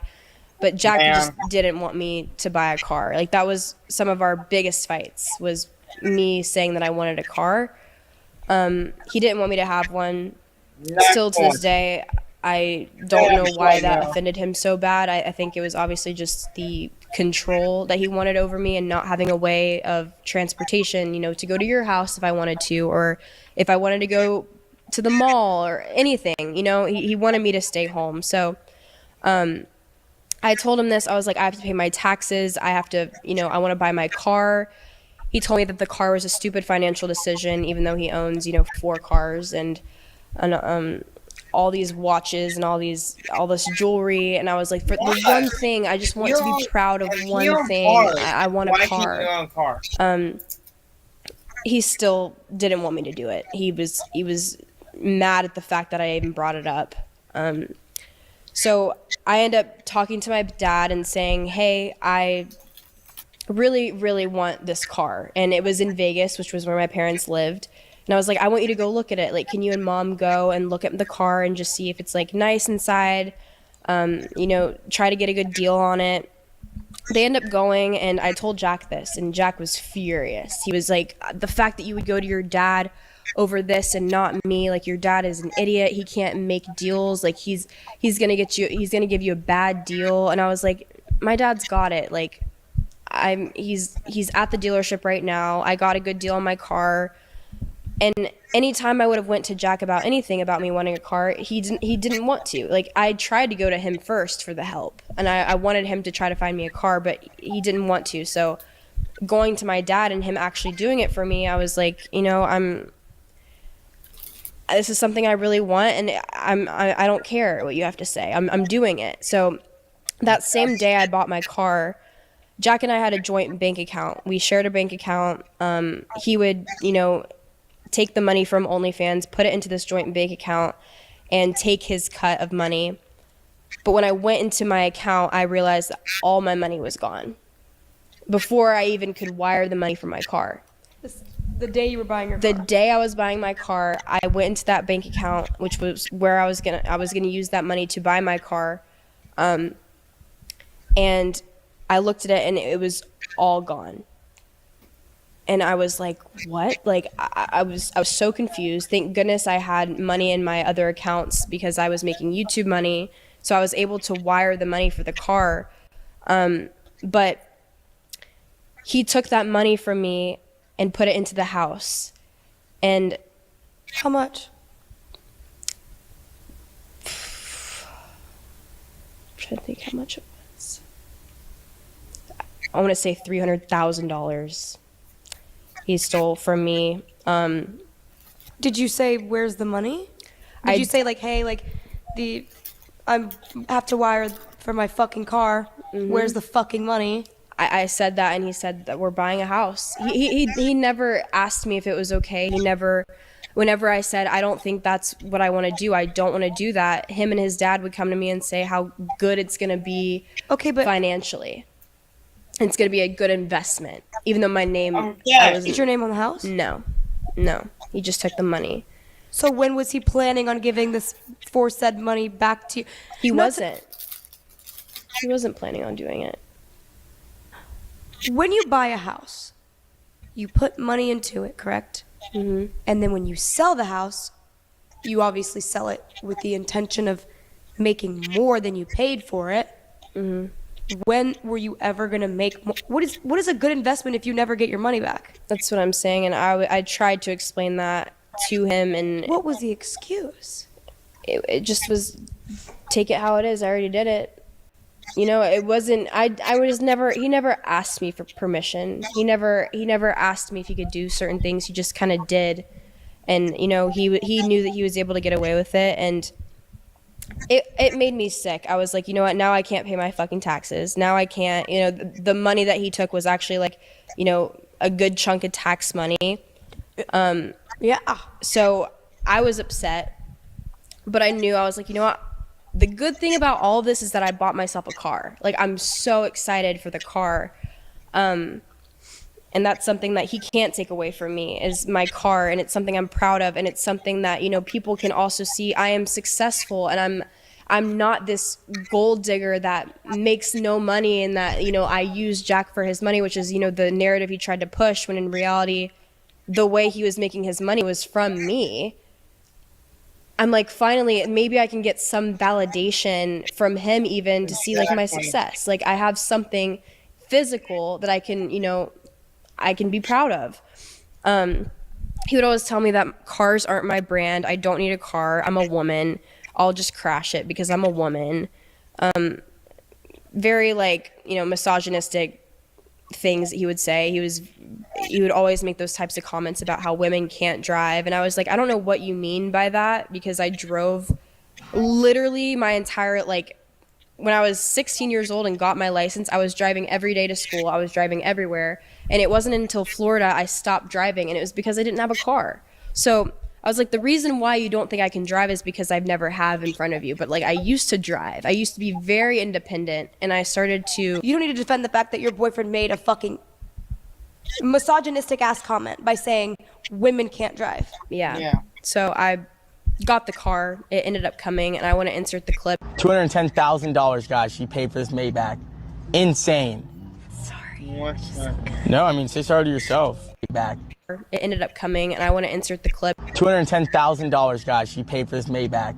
Insane. Sorry. It's just so good. No, I mean, say sorry to yourself. Honestly. I'm not sorry. I'm kidding. No, it's an accomplishment. Guys, look at Jack's driveway, and he tells me that a car doesn't matter. You don't ever compare yourself to other people out here, okay? Because hear me out. Just because I say look at this person, look at that person, doesn't mean be like that person, you know? It's like, be smart with your money. I have the car, so you don't have to, you know? I know. We're not arguing about it. You bought the car, but I was always advising her not to waste her money on cars. I'm like, I already did all that, and it's like a waste of money, and you just lose his money or you crash it, and it's bad. And she's a woman, so don't even get me started. It's like, how many rims are we gonna go through in the year on this car? It's like, it's gonna add up. He ruined that day for me. It was one of the worst days ever. He was horrible and so negative throughout the entire thing, saying that I made a bad financial decision. You know, he was saying rude comments about how, again, I'm a woman. What am I going to do? Use this car to go cheat on him? And I'm just like, I'm sitting there and I'm like, you know what? This happy day for me was fully ruined. I was filming a YouTube video for my YouTube, and I was trying to, you know, make it an exciting video, and he was just ruining everything and, you know, making it so negative, and it really bothered me. So I told him to leave the car. I was like, just leave me alone. And I cried. The first hour of me having the car, not even, I was bawling my eyes out in the front seat. and I didn't enjoy it. And my parents texted me because they were watching live. They wanted to see my reaction, and they were just like, I wish you had people like that were just like proud of you. And they were like, I wish you had people to celebrate with you. And I hate that you don't have anybody to celebrate this happy moment. But I invited Michelle over. She was not living at the house at the time, and everyone was, super excited to see the car and so proud of me. And the only person that said nothing was him.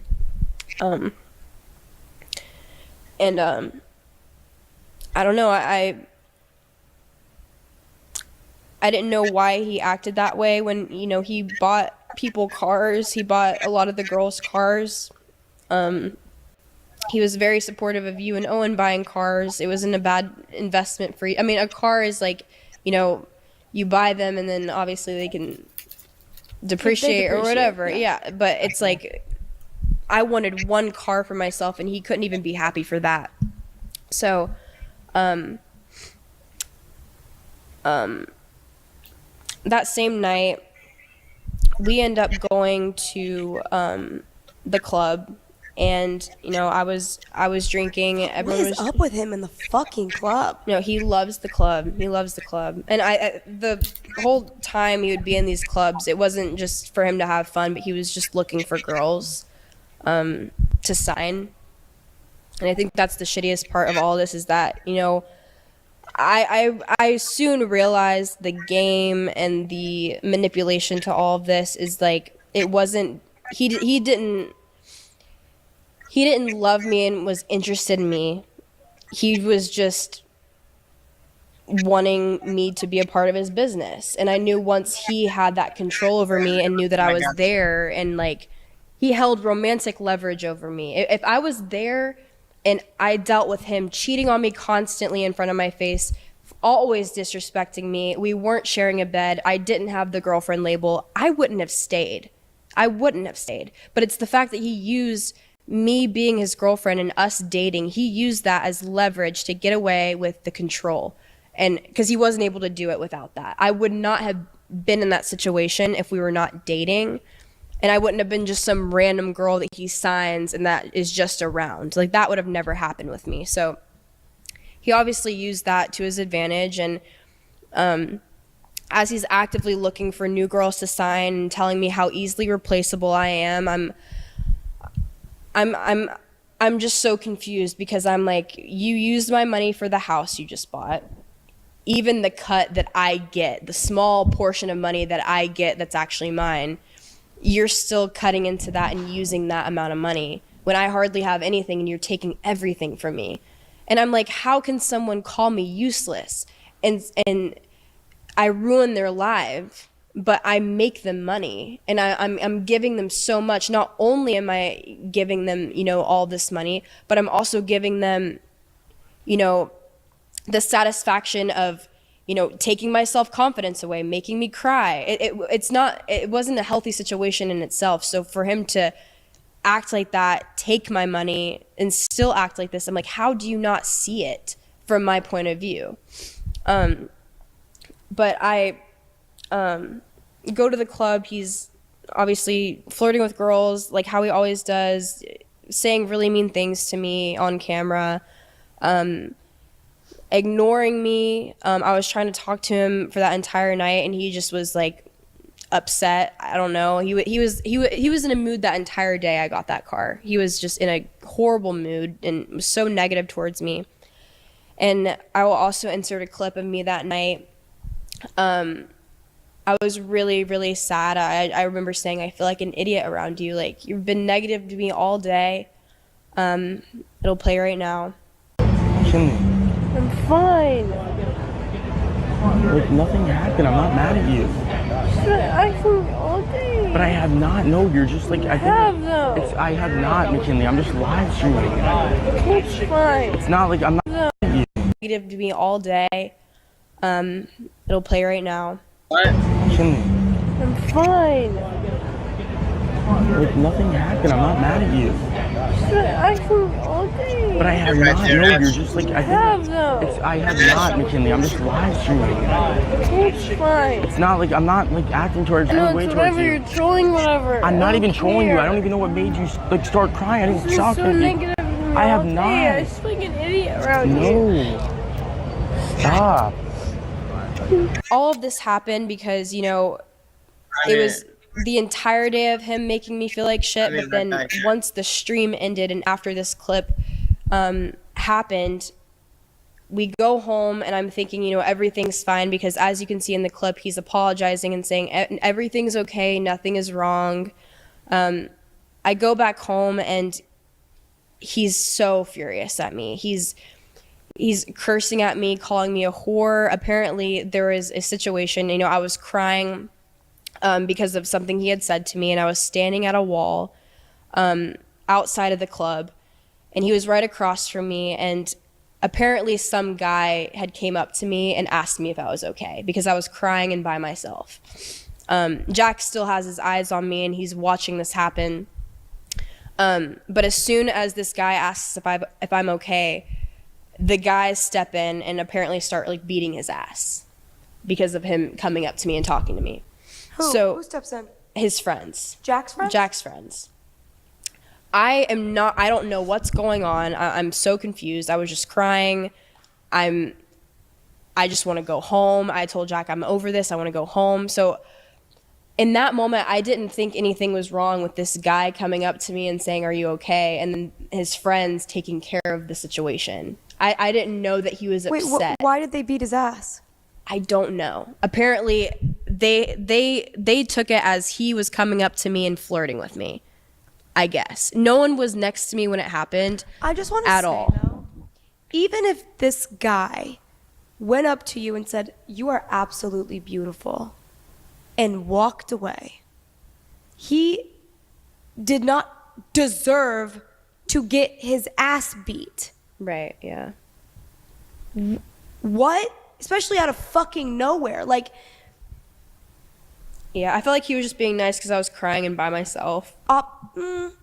Obviously. Yeah.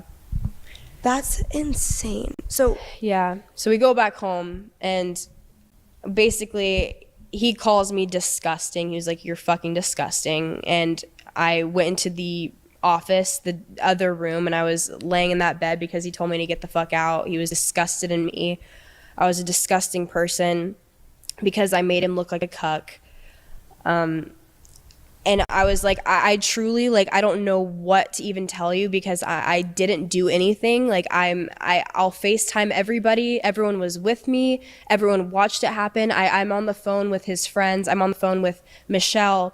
I'm saying, "Can you please explain to Jack, like, what happened? Like, this guy wasn't, like, up on me, like, kissing me or anything." Apparently, Jack had heard that he was leaned up against the wall with me. And when he heard that he was leaned up against the wall, he assumed it was some, like, you know, he was leaned up and, like, we were together and talking, when it absolutely wasn't that at all.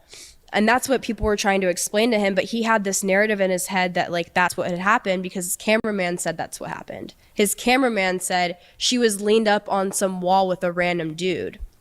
So I had anxiety. I promise the guy does not get paid enough to say stupid shit. Like no. There's no way there's no shot that you are getting paid enough to simply lie so that I'm gonna be honest, there's a common denominator here of Jack and his cameraman. No, yeah. It just seems like it's a constant in every story you're telling. It's like, sorry, I just had... No, yeah, I know. Well, this night, it was, you know, he was screaming at me so loud that everybody and their mother in the house, like Issa and the cameraman, they came out and they were literally like front row watching us go back and forth. And him saying these horrible things, calling me a whore, and like how he should have never given me a chance again. He's yelling this. He's yelling this, yeah. But there's people, Issa, and they were downstairs? Yeah, they were upstairs. They walked upstairs where we were, and they were literally sitting at the table just like watching like this happen. I don't know why. It started out like just with us, and then like I realized that they were sitting down and like watching the whole thing. And what really ticked him off and made him upset, was me saying, if I'm so fucking useless, then why did you take my money for the house? I said, why did you steal my money? Why did you take my money? And he was like, you stupid fucking slut. He was like, I don't give a fuck. We're done, you crazy ass bitch. He was like, I will never do anything for you ever again. I'll replace you fucking tomorrow. I need some more bad bitches up in here. Like, saying the worst things to me possible. And in that moment, I want to talk about how I felt leading up to this moment, because I can't explain everything that I went through every day, but it was an everyday constant battle. And this night with him going, like, saying all these things to me. Is this the same night you bought your car? This is same day I bought my car. I remember saying, I'm just going to myself.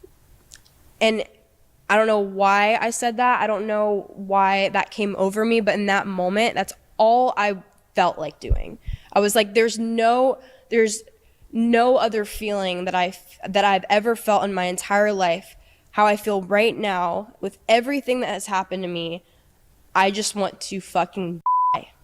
Like, I had no hope. And I walked out of the room, and I go into the office. I lock the door. And I'm laying down, and I'm hearing him. He's like banging on the door, because I had just said that, and I was at the toilet, about to throw up. I was drinking, and I wasn't going to do anything to myself. I realized that as soon as I said it, I was like, it's not worth it. It's not fucking worth it. I think you said it yet again. You don't need to defend yourself. I love you, and there's a reason you went through everything. There's a reason you said that. Like, he made you feel like nothing, right? So in that moment, if this is my take on it, you wanted to say anything you could to make him feel something. Like, he just keeps shooting and just keeps gunning at you, and just shot after shot after shot after shot, just keep pounding you with just negativity and things to just tear you down. Like, you wanted to say something for the shock factor, bitch. Like, fuck. Like, of course, in that moment, you felt that. What else would someone's telling you you're worthless, you're useless. There's no, like, in your head, that there's no point in then. Like, there's a reason as to why you said it. You didn't just say it because you wanted to, like, say it for fun. Like, right, yeah. You wanted to make him feel something, but also let him know that everything that he had said to you, it's exactly how he was portraying you to feel, that you didn't deserve to then. Yeah. And it's exactly how I felt. And before I knew it, I was in the same room as paramedics, and he had called the ambulance because he thought I had taken something. I kept saying, I was like, I didn't take anything. I'm okay. They still took me, and they were asking me certain things like, what happened? Why did this happen? Are you okay?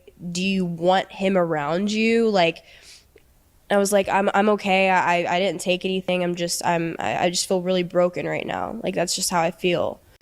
They took me to the hospital. I was by myself, and I get there, and Jack ends up coming in. They asked me before he came into the room, they were like, do you want him in here? Because we can send him out. Like, I already told him there's no filming, there's none of that. And I was like, yeah, he's fine, whatever. He walks in, the first thing he does is just laugh. What? What? Yeah. What's funny? Nothing. Literally, like, nothing. And What? when I heard him laugh, I was just like,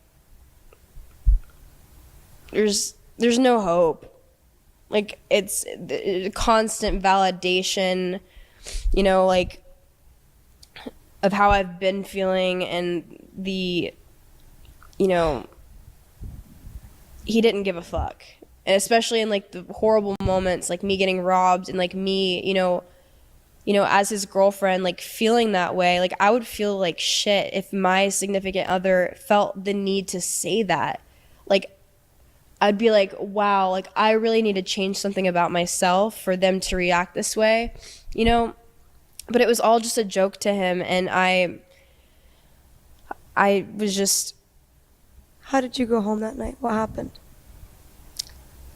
The security guard picked us up, and I left. I went back home. I went straight to bed. I was exhausted. It was like probably 4 or 5 a.m. It was bright outside when I got back home. And, you know, Issa and Michael, they were all downstairs, and Issa was in tears. She's like, I love you so much. Like, I've been so worried about you. And I was like, I'm good. Like, I'm fine. I wasn't at all. But again, like, I can't explain it to anybody, and I couldn't at the time, especially. I didn't know, you know, in that moment, I'm still dating him. I can't imagine, again, a future without him. Even though I'm dealing with all this stuff, I just was trying to navigate it and understand it for myself. I couldn't explain it to other people. And I also didn't want to look crazy, and I felt crazy, especially, you know, I go in an ambulance, the paramedics have me on a stretcher. Like, I felt crazy. That's what I wanted you to feel. I know. That next day, he was really upset at me. What? Yeah. He said I did that for attention. And I was like, I want you to know, like, that no. Like, I did not do that for attention. I was like, if, you know, I felt like that in that fucking moment, Jack. And, like, I just want you to know, like, what you say fucking hurts. And what you say to me, like, matters. Like, the only person I look for, like, validation from is you. And, like, you don't give that to me. Like, what am I supposed to do? How am I supposed to feel? It was awful. And,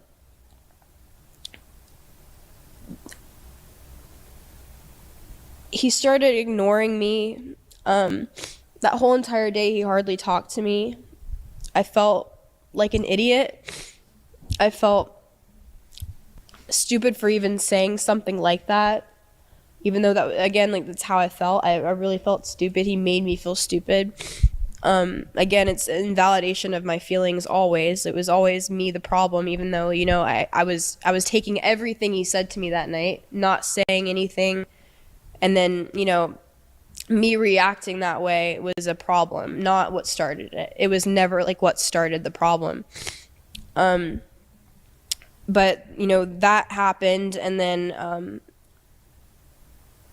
he has another stream. This was kind of, I guess, the lead up to our breakup. This is within the same week, by the way. Me getting my car was in the same week of us breaking up. I was at a hair appointment, and he took advantage of that day that I was there and said, well, now that you are at a hair appointment, I'm going to go to the club because now I can raise up some bitches. Bruh. Where's the just kidding? He wasn't kidding. He did that the entire time I was there. I was, like, watching it. Is there clips of that? Yeah. Oh, Mckinley's calling me. Hello? But I went to get my hair done this day, and he went to the club. But I went... What?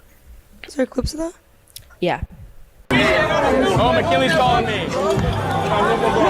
Hello?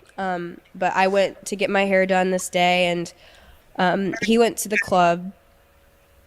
And I was watching the entire thing, and I remember my hairstylist was like, who do you think is more, are you more jealous or is he more jealous? And I was like, I don't even know at this point. Like, I'm not even watching this because I'm jealous. I'm just watching this because my whole entire life was him, and I watched everything he did. And to see him flirting with other girls without me there, I was just like, you know, it's normal to me at this point. I didn't feel jealous. I was just like, you know what, this is how it is. I kind of felt like, you know, after everything we had been through, like, maybe that is what he wants, to be happy, is to just be single and living his life and, like, wanting to do that, and it's more fun for him. So I let him have it. I was like, whatever. My hair was done. I texted him. I said, hey, I can meet you at the club if you're still there. And he told me, I think you should just go home. And I was like, well, I mean, I just got my hair done. Like, I want to see you if you're still there. Like, I don't just want to go home by myself. So I told him, I was like, I'm already on my way. He told me he was leaving, and he was with a group of girls the entire time. And my friend Michelle, she lives in the same area as like that club, and I had asked her, I was like, hey, I think Jack is leaving the club, can I come over? Because I didn't want to just go home. He was still streaming, and I didn't want to be around that. So I ended up going to her house, and her and her boyfriend were there, and her boyfriend was Jack's manager. So we all worked together. There's no need to be, jealous or confused as to why I'm there. Like, I thought it was very normal for me to be there. But Jack was upset about it. He didn't want me to be there. He wanted me to meet him and come home. But he was still at the club. So I didn't understand that. They asked me if I wanted to go get some food. We end up going to like this outdoor like bar/grill type of thing. We had a few drinks. I ordered food, and Jack is just nonstop texting me. Like, That's crazy. So I told him, I said, we're getting drinks at Marina Village. He said, L. He said, why are you going to a bar without me during spring break? Like, what the fuck? And mind you, he is literally he is at a club talking to girls actively during spring break. And I said, I promise this isn't a bar. I'm just with Michelle and it's food. I will come home soon. Please don't be mad at me. It's not a club at all. I said, babe, are you mad at me? Can you answer, please? And he said, duh, I'm mad my girlfriend's at a bar alone drinking on a Friday night during spring break. I don't know why you think I'm okay with that. If you want to drink and have fun with Michelle, do it at her place. You don't need to go out in public without me to drink at a bar to make me look dumb. Just talk to me when you get home. I said, why are you mad at me? I said, bro, why are you mad at me? Jack, hello? He said, I'm not texting with you over this. And I said, Jack. He said, I don't want to talk to you. You're drunk. Leave me alone, please. I said, why are you like this? He said, valid reason for me to be mad at my to your. I said, we go out in public. I don't know why club at all during spring break. And I said, I promise this isn't a bar. I'm just with Michelle and it's food. I will come home soon. Please don't be in a bar. I'm just with Michelle and it's food. I will come home soon. Promise this isn't a bar. I'm just with Michelle and it's food. I will come home soon. Please don't be mad at me. It's not a club at all. I said, babe, are you mad at me? Can you answer, please? And he said, duh, I'm mad my girlfriend's at a bar alone drinking on a Friday night during spring break. I don't know why you think I'm okay with that. If you want to drink and have fun with Michelle, do it at her place. You don't need to go out in public without me to drink at a bar to make me look dumb. Just talk to me when you get home. I said, why are you mad at me? I said, bro, why are you mad at me? Jack, hello?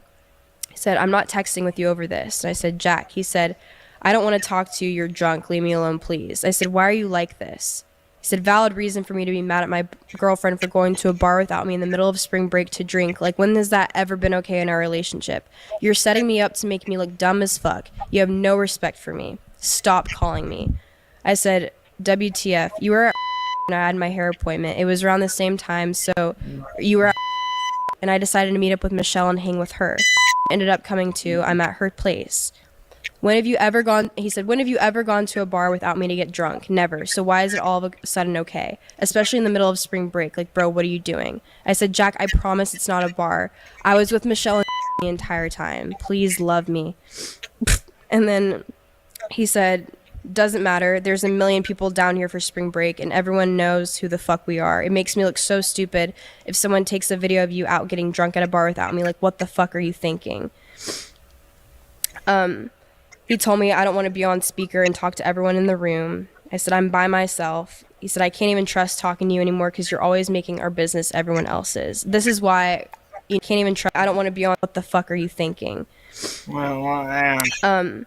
He told me I don't want to be on speaker and talk to everyone in the room. I said, I'm by myself. He said, I can't even trust talking to you anymore because you're always making our business everyone else's. This is why, I told what was going on because I felt like he was acting crazy. Here I am, like, sitting, eating with people that he should trust and works with and, like, his own good friend. Like, I would never do something not, like, why would I be unloyal to him in this situation? Why would I go out of my way and make him look bad during this. Like, Exactly. I was truly just having fun and like being with friends, and that was the first time I had actually done something without him, which is crazy to think. Like, over that whole 2-year span, that was the first day I left and did something without him, and that was just hang out with my friends who he knew, and we're also his employees. So I felt like I wasn't doing anything wrong.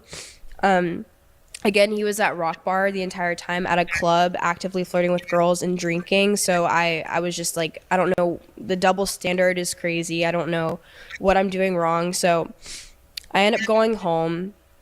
I go to bed. I drank a little bit, but I went to bed. It was late. I woke up, and that next day, he was furious with me, like, to the point of like, I actually thought that he was again like trying to break up with me, calling me a whore, talking about my body count and how I'm a disgusting slut, worthless, useless human being. I'm a bitch. I'm a drunk. Just extremely like degrading things. And I distanced myself again. I stayed in the other room. I was laying down, and he came into the room as I was laying down, and he was trying to hug me. I was like, well, maybe he's not upset at me anymore. At this point, I'm begging him to not be mad at me. Like, that's all I wanted. I was like, please, just like, I don't know what I can do. I won't do that again. I just want you to like also have trust in me to go and have lunch and food with your friends, and my friends. So he comes in the room. He acts like everything's okay, and he asked me if I could give him head. And Wait, what? no, yeah, he was, after degrading me. Fighting. Wait, so after he called you a whore and a slut, Yeah, you went where? into the office, like the other spare bedroom. Okay, and then out of nowhere, He walks in. he's like, yo, I know. Let's not address the fact that I just crashed the fuck out on you, but can you give me head? Yeah, He I looked did. you in the face. Yeah.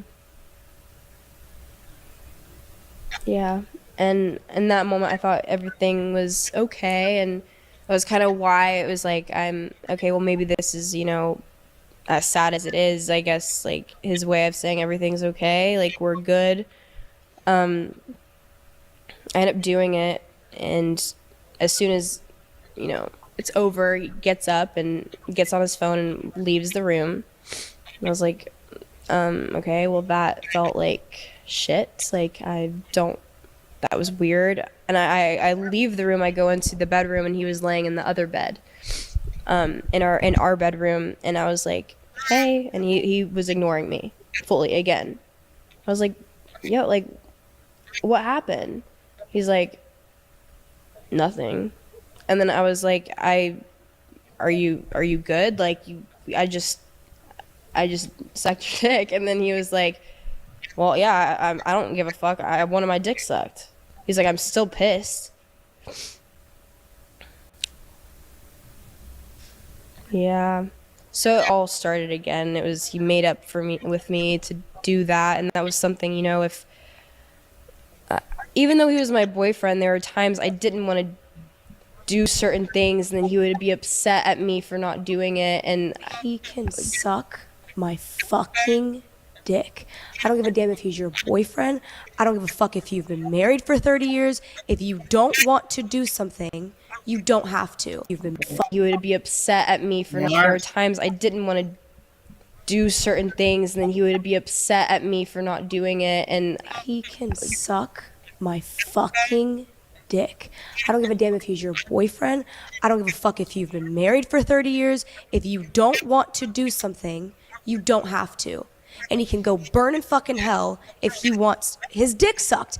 Tell the cameraman to go fucking suck it.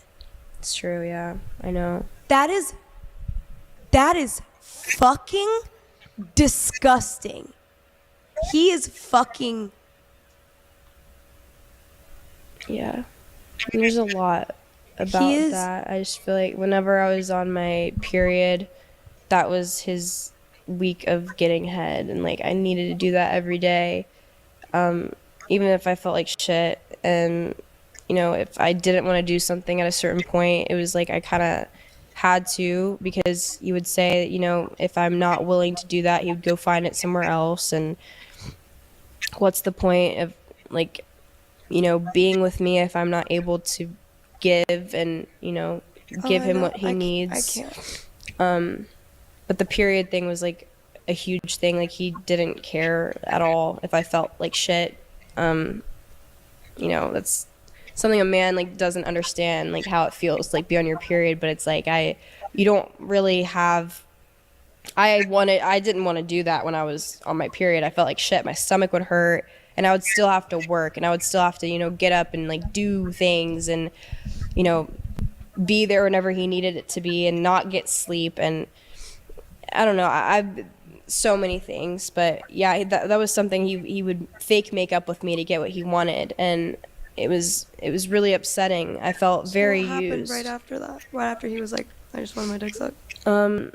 He told me that I'm becoming extremely lazy and I needed to step it up, or else he's gonna go out and find another better bitch. Okay. I have made him a horrible person. He's lazy now. He's not making as much money. I've made him into this lazy, unhealthy person. Mm-hmm. Basically projecting everything onto me. What he did to me, he was saying that I was, you know, I was the cause of like the way he was treating me. Like, he treated me this way because I was so lazy and I didn't want to work. And in my head, I'm like, every living day of my life, I am working. And working means, you know, waking up and filming, you know, videos until nighttime, and then he'll stream. So like constantly, like I'm on camera and like doing these things. And I did that every day for 2 years of my life until it became almost impossible. There was a really important period of time, I feel like for a month or two, where even my filmer was asking me like, are you okay? Because I couldn't get myself to do anything. I was so exhausted. I didn't want to leave bed. He would fight with me constantly at night, exhaust me at night, and then sleep peacefully and soundly while I'm bawling my eyes out, crying, begging him to just talk to me or help me and validate me, reassure me, anything. So while I would stay up all night, like constantly battling these things, I wouldn't get good sleep. So I probably was lazier. I was depressed. I couldn't leave bed. I didn't want to wear makeup. I was so skinny. I would wear sweatpants and hoodies. I hated everything about myself. I didn't even want to be on camera. So he told me, you know, this can't be happening. I'm extremely lazy. So he told me I needed to wake up at 8 a.m. the next day. And we came to that agreement. He said, if you don't do that, I'm fucking breaking up with you. So we come to that agreement. I said, okay, I will be up at 8 a.m. I'm going to have a big filming day. We're going to get a lot done. I go to bed. Again, we're still bringing things up. So I didn't get good sleep. I had major anxiety. I couldn't go to sleep. And I also knew, you know, I had to wake up. And why 8 a.m.? I don't even know. Oh, just cuz? Okay. Yeah. So. And there was nothing planned? No. Okay. Nothing planned. Even for him, like, just he didn't have anything planned. Fucking logic. So, right. Okay. Let me know when you figure it out. No, too. I just lost. So I'm trying to find the just kidding in the room. Exactly. So it's not. Yeah. Yeah. So we come to that agreement. So you napped. Yeah, I fell asleep. I got a few hours of sleep, and I woke up. My alarm went off, and I looked over. He was still sleeping. I was exhausted. I decided to sleep a little bit longer and ended up waking around 10 a.m.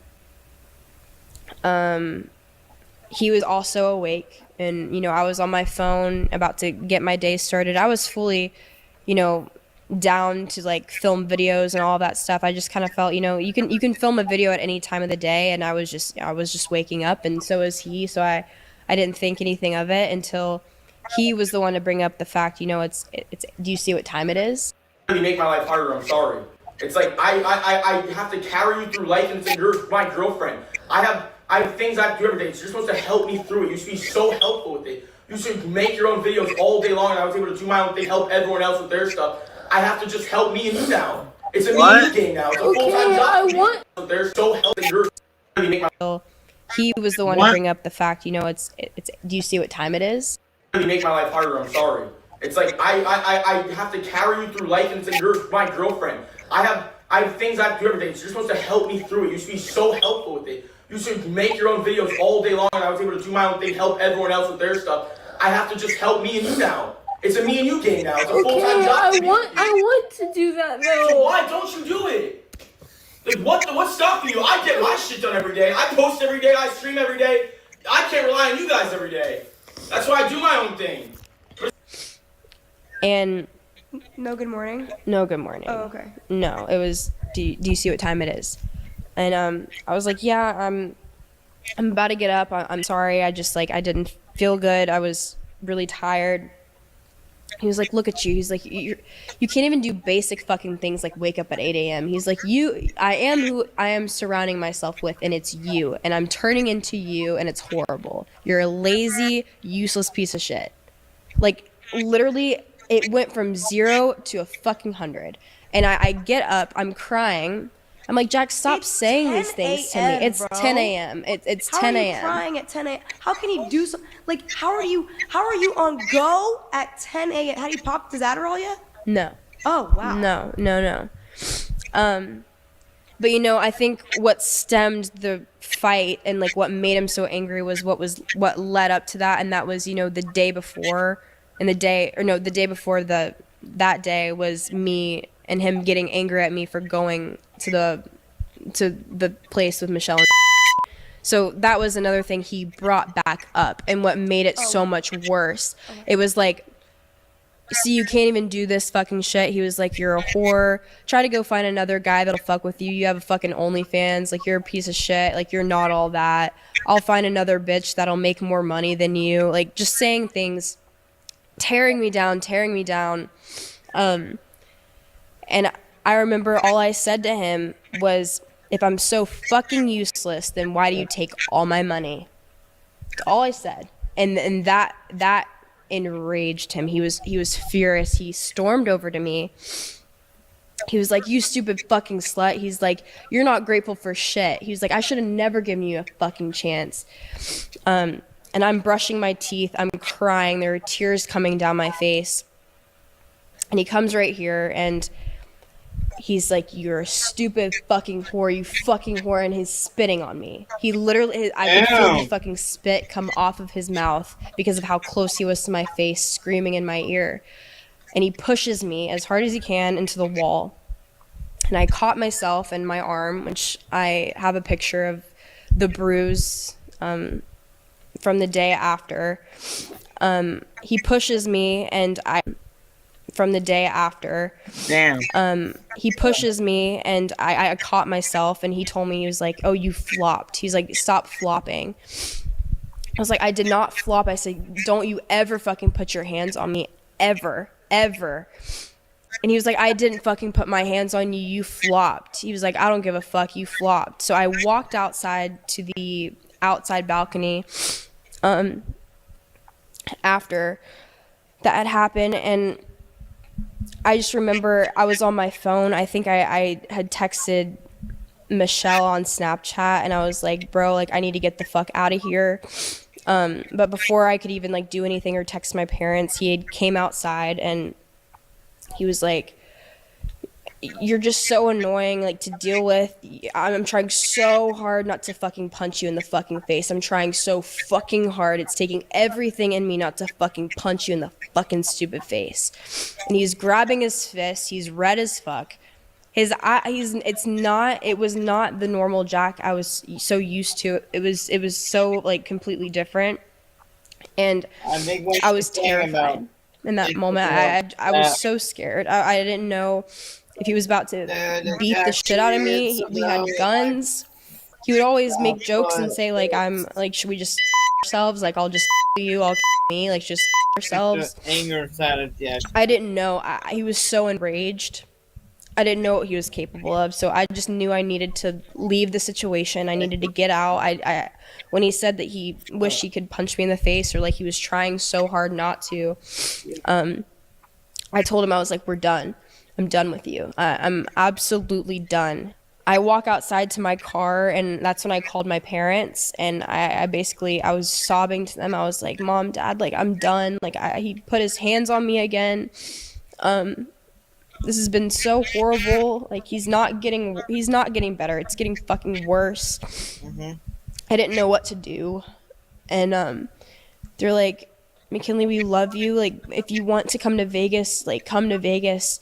But I don't want you coming here and then thinking like, oh, I miss him. Like, I want to go back. Like, I want you to finally be done. They were like, I don't know what you need to do, but you should reach out to Camilla. That's what they told me. They're like, you need a friend, like, to be with you, because nothing we say, we've been saying it, and we just feel like you're gonna go back.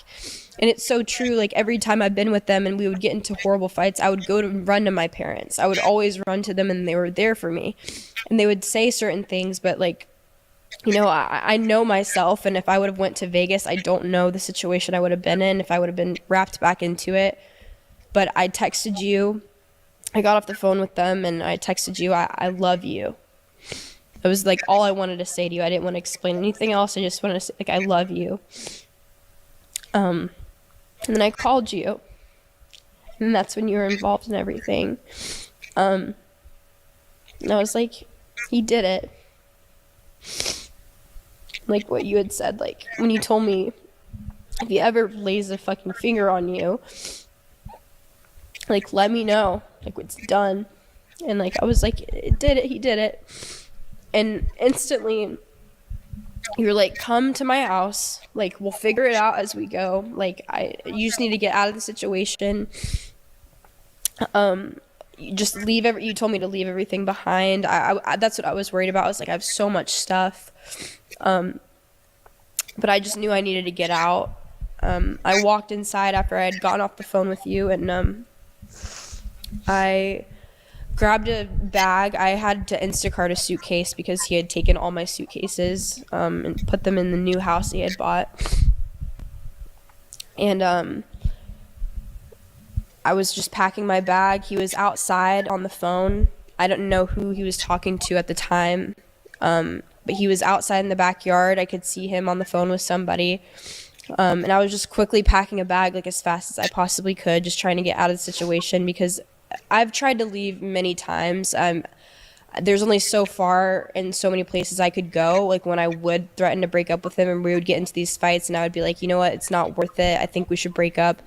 And he would grab onto me and make sure I didn't leave. And, you know, and then he does these things where he'll grab me and then he'll start laughing and making jokes out of everything. When it's so serious, I have tears streaming down my face, and then he's starting to laugh and trying to make it into a whole joke. And again, it's like me questioning my own reality. I'm like, it's serious. Like, these things are so serious, but you make them into jokes and you mask it into jokes. But that's what he started to do. He walked in to the house after he was outside, and he was like laughing, and he was like, look at you, like, why are you acting like this? Like, why do you have to do all this? And I was like, I wasn't saying anything. I was like, we are done. I'm done with this. Like, you constantly degrade me. I don't know what else I can do. I was like, I want the best for me. At this point, I don't know if, like, it's even possible to fix this. He was still laughing, and just, I was silent as fuck. I don't even remember our last conversations. But I do remember, I was like, you're gonna realize one day how fucking useful I was to you, and like how much I'm worth when I'm gone. Because I knew that I was done. I knew I was never seeing him ever again. He didn't know that. Like, he was like, oh, whatever, like, I'll see you in a week. I'll give you a few days and, like, you'll be back. And I was like, you don't even get it. You don't know. You have no idea. And I was like, you're going to realize, like, the people that care about you and truly care about you, like, you're not going to have anyone next to you when you treat people like this, Jack. Like, I saw it continuously. It wasn't just me. It was every person he had around. It was his employees. It was his cameramen. It was the girls. He was so horrible to these people. And I was like, these people are so supportive of you, and they're there for you, and they give so much of themselves to you. Their life is your life, and you cannot continue to treat people like shit. I remember that was one of my last conversations with him, was you're going to realize how many fucking people care about you, and you're gonna lose all of them. You are. And he was just, you know, laughing about the whole situation again, was not taking me seriously. I called the Uber, I left, and he went live on his channel talking about, you know, our fight and, you know, why we got into the fight. What if she hooks up with another guy? Meanwhile, I will take the hundreds of thousands of dollars of shit that she has in my closet and her Maybach, and I will disintegrate that shit. I will fucking put dynamite, and I will blow it all fucking up, everything. And her fucking, I will blow up everything. Her fucking family doesn't even get a house. Fuck that shit. If she fucking ever even even looks another guy in the eyes, cooked. Like, I'm kidding, I'm joking, obviously. But like, I would cook her shit. No, I'm kidding. But she knows better. She would never fucking do that. At this point, he was under the impression I was going to Vegas because that was what I had said. He had no idea that I was going to meet up with you. He didn't know. He thought I was on my way to my parents' house, which was, you know, in his case, probably the best case scenario, because he knew when I would go back to my parents, I would, you know, miss him and want to come back. So I met up with you. I told you everything, and that's, I guess, when you were involved in it. If you want to talk about anything. And yeah, so I've always had like a really good intuition. I will say I pride myself on that. And the moment I like looked at my phone, I think I was doing my makeup, so I was gonna go film something, and it was a text from you, and I was like, okay, and I opened it. It was my Face ID, but you know how when your Face ID opens the text, and you don't have to like click the message. You said I love you, and I looked at Owen and I said something's wrong. I remember I said I really needed to hear that. And I was like, I love you more. I said, what happened? And then I got a phone call from your dad. And I think very few times in my life have I ever heard a grown-ass man cry like that. Like, he was like, I don't know what to do. And I said, Brad? And then your mom starts chiming in, and he was like, I don't know what to do. I told her to call you. I was like, everyone needs to calm down. I was like, I can't panic. No one can panic right now. I was like, she's going to be safe. I was like, she's going to come here. She's going to be safe. I was like, right now, let's stop worrying about how she's going to leave her shit, her car. I was like, nothing matters right now. I was like, all that matters is like where she's coming to see me. And so I get off the phone, and you had just called me. Like you, and I didn't even know what happened yet. And he was kind of like spewing words at me, like they got into a fight and this, that, and the third. And I was like, okay. And then you call me, and I'm like, and you're explaining, and I'm like, I don't care. Like, and I sent you the address, and I was like, just come to where I'm at. We'll figure it out. We'll figure it out. So March 23rd is when I left him. He said, I know you hate me, but I still love you and always will. It breaks my heart fighting with you. I didn't mean anything I said. I just got mad. I'm sorry. But I think we need a few days to heart fight. Yeah. So March 23rd is when I left him. He said, I know you hate me, but I still love you and always will. It breaks my heart fighting with you. I didn't mean anything I said. I just got mad. I'm sorry. But I think we need a few days apart so we can appreciate each other again and not make it worse. I didn't answer. He said, why can't you answer? And then he said, where are you? Can you please turn your location back on so I know you're okay? That's number 2 when he realizes. You said you would never do this to me. Just answer me, please. He's getting angry. Then he texted me that night, and he said, good night. I'm sorry about everything that happened today. I wish I could take back everything that was said. I love you. Please call me tomorrow. I didn't answer that. And then this was March 24th. The reason for the huge blow up, because a lot of you are probably wondering, like, okay, if he was acting this way, how did it become even worse? He changed my passwords on my OnlyFans account, which, you know, that was like, okay, he's trying to take my account from me. Well, exactly. Like, Right. in the moment, I think I was there for that. Like, Yeah. when we were having a conversation about, I don't even know. I was like, well, what are you going to do with your OnlyFans? Yeah. And she was like, well, let me look. And then the second she pulled out her phone, her passwords wouldn't work. I couldn't log in. Naturally, we both panicked and we're like, fuck, what do we do? Yeah. So we immediately switched all the passwords, like immediate. Like, I don't even think there was like a 5-minute period. Like, It wasn't. We completely changed the email associated, the bank, the passwords. And obviously, because in her mind, it was like, I'm fucked. Like, Yeah.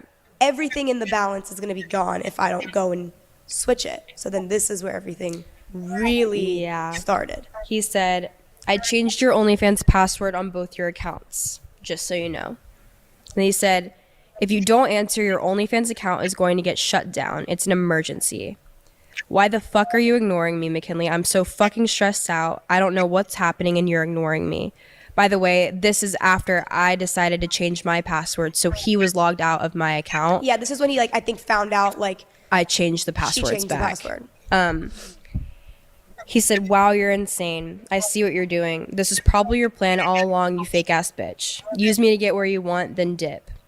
You're the fakest bitch ever, holy fuck. You fucked up big time. We're done. And then I said, I'll come get my stuff tonight. Exactly. He said, nah, fuck that. I'm throwing it all away. Haha, fuck you, bitch. Crazy-ass, fake-ass bitch. Insane. All this started because I wanted you to wake up earlier. Ungrateful, greedy, lazy-ass bitch. Can't believe I even dated such a fake-ass bitch. I should have known better. I'm throwing your shit outside right now. You're evil as fuck. I can't stop thinking about how much I've done for you these past 2 years and how fucking quickly you just run off, change passwords, emails, everything. You're crazy. And you've obviously been planning this behind my back for a minute. Disgusting. I can't believe I let such a fake person into my life only to just fuck me over and stab me in the back. It's sad and unbelievable. Crazy that the first thing you do is change your password and email to your OnlyFans. Mind you, he was the one He was the one to that do changed that. it, so our automatic response was, fuck, we're fucked. Like, in my mind, this is how my opinion of it, like, he changed it so that you would have to text him. Right. Like, He never has done that before. And He's I never left. in his life done that. Like, even when I was working with him, like, he would never just like, yo, change your password. Like, well, he didn't have that kind of. Right. But anyways, he did that as a form of control. So, anyways. Yeah. continue. He said, just shows how fucking fake and in it for the money you were. You lost my trust completely. What a waste of 2 years for me, but you got what you wanted, obviously. That's why you didn't want to put any of your money into the house, because you've been planning this all along. Answer me or I'm gonna destroy your car next, bitch. I hate you so much. You're evil and you're a fucking liar, too. Everyone's shocked that you did that. No one's on your side for fucking me over, stupid. I can't believe the only girl I ever loved turned on me for fucking money. Evil. I don't even know who you are anymore. Your shit's outside. I'm done with you. Come get your car off my property before I seriously destroy that shit. Even my mom is shocked that you did that. Greedy, fake-ass bitch. You're never coming back here. I'm never taking you back. I can't trust you ever again. Everyone says you've changed. Deleted all my Instagram pictures with your fake ass. Come get your stuff, please, so I can finally be done with you if this is how you want to do it. I've done more for you than I've done for anyone on this planet, and this is how I get treated. You just ignore me. It's so sad how you're not even trying to talk to me, Mckinley. I loved you more than I ever loved anyone, and this hurts me so bad. How is my own girlfriend doing this to me? You're trying to make me go fucking insane and crash out. So this is all happening. He's calling me between these texts, spam calling my phone. Me, Camilla, and Julia were on our way to that house to get my stuff and to, you know, get all my things from the property. But we left before he started, you know, saying all these crazy things. Yeah, exactly. I realized that I needed police to be there, and I didn't call the police on Jack. I called them to be there on standby and to just make sure everything was done peacefully, because I knew how he was, and I knew the last time I saw him was very awful. He had threatened to punch me in the face. He pushed me, gave me a bruise. He's known for not letting me leave. If I had tried to even pack my things and I didn't have someone around me, he would have just grabbed me. I didn't want it to escalate at all, so I decided to call the police. I was terrified to do that. But, you know, I did it, and I was like, I just would like an escort. I want you guys to be there on standby in case anything happens, and so it can go smoothly.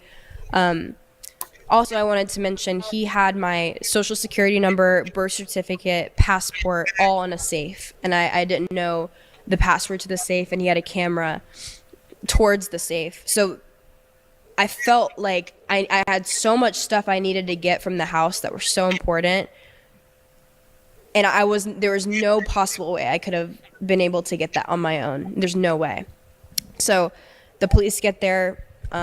Obviously, and that's you when know, you guys see the body cam footage. The body cam footage, which was, I do want to say, like, I think in his mind, he thinks that I'm the one that, like, well, y'all will find out real quickly. He thinks I'm the one that, like, schemed all of this. And anyways, I knew what would have happened if he saw me and Julia pull up with Mckinley to get her shit. Like, he's not scared of me in a sense of, like, an overpower, like, he's not, like, he would have probably just cussed us all out and probably actually not let us leave. Like, he would have told me to get the fuck off his property, and he probably would have called the cops on us and for trespassing, blah, blah, blah. Yeah. I was like, you know what?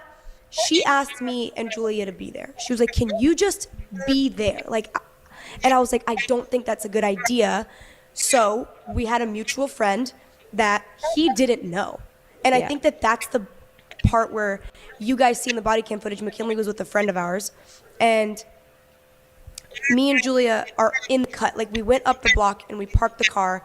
And when we saw the cops, I was like, look, like, it's the house down there. Like, I was just trying to get them to Mckinley so that she could get her shit safely. And then that's when you see everything transpire. Are you for real, McKinley? Yo, who is this, though? I need to know. Hey, bud. Hey, bud. McKinley? Shit safely. And then that's when you see everything transpire. Are you for real, McKinley? Here we go. Yo, who is this, though? I need to know. Hey, bud. Hey, bud.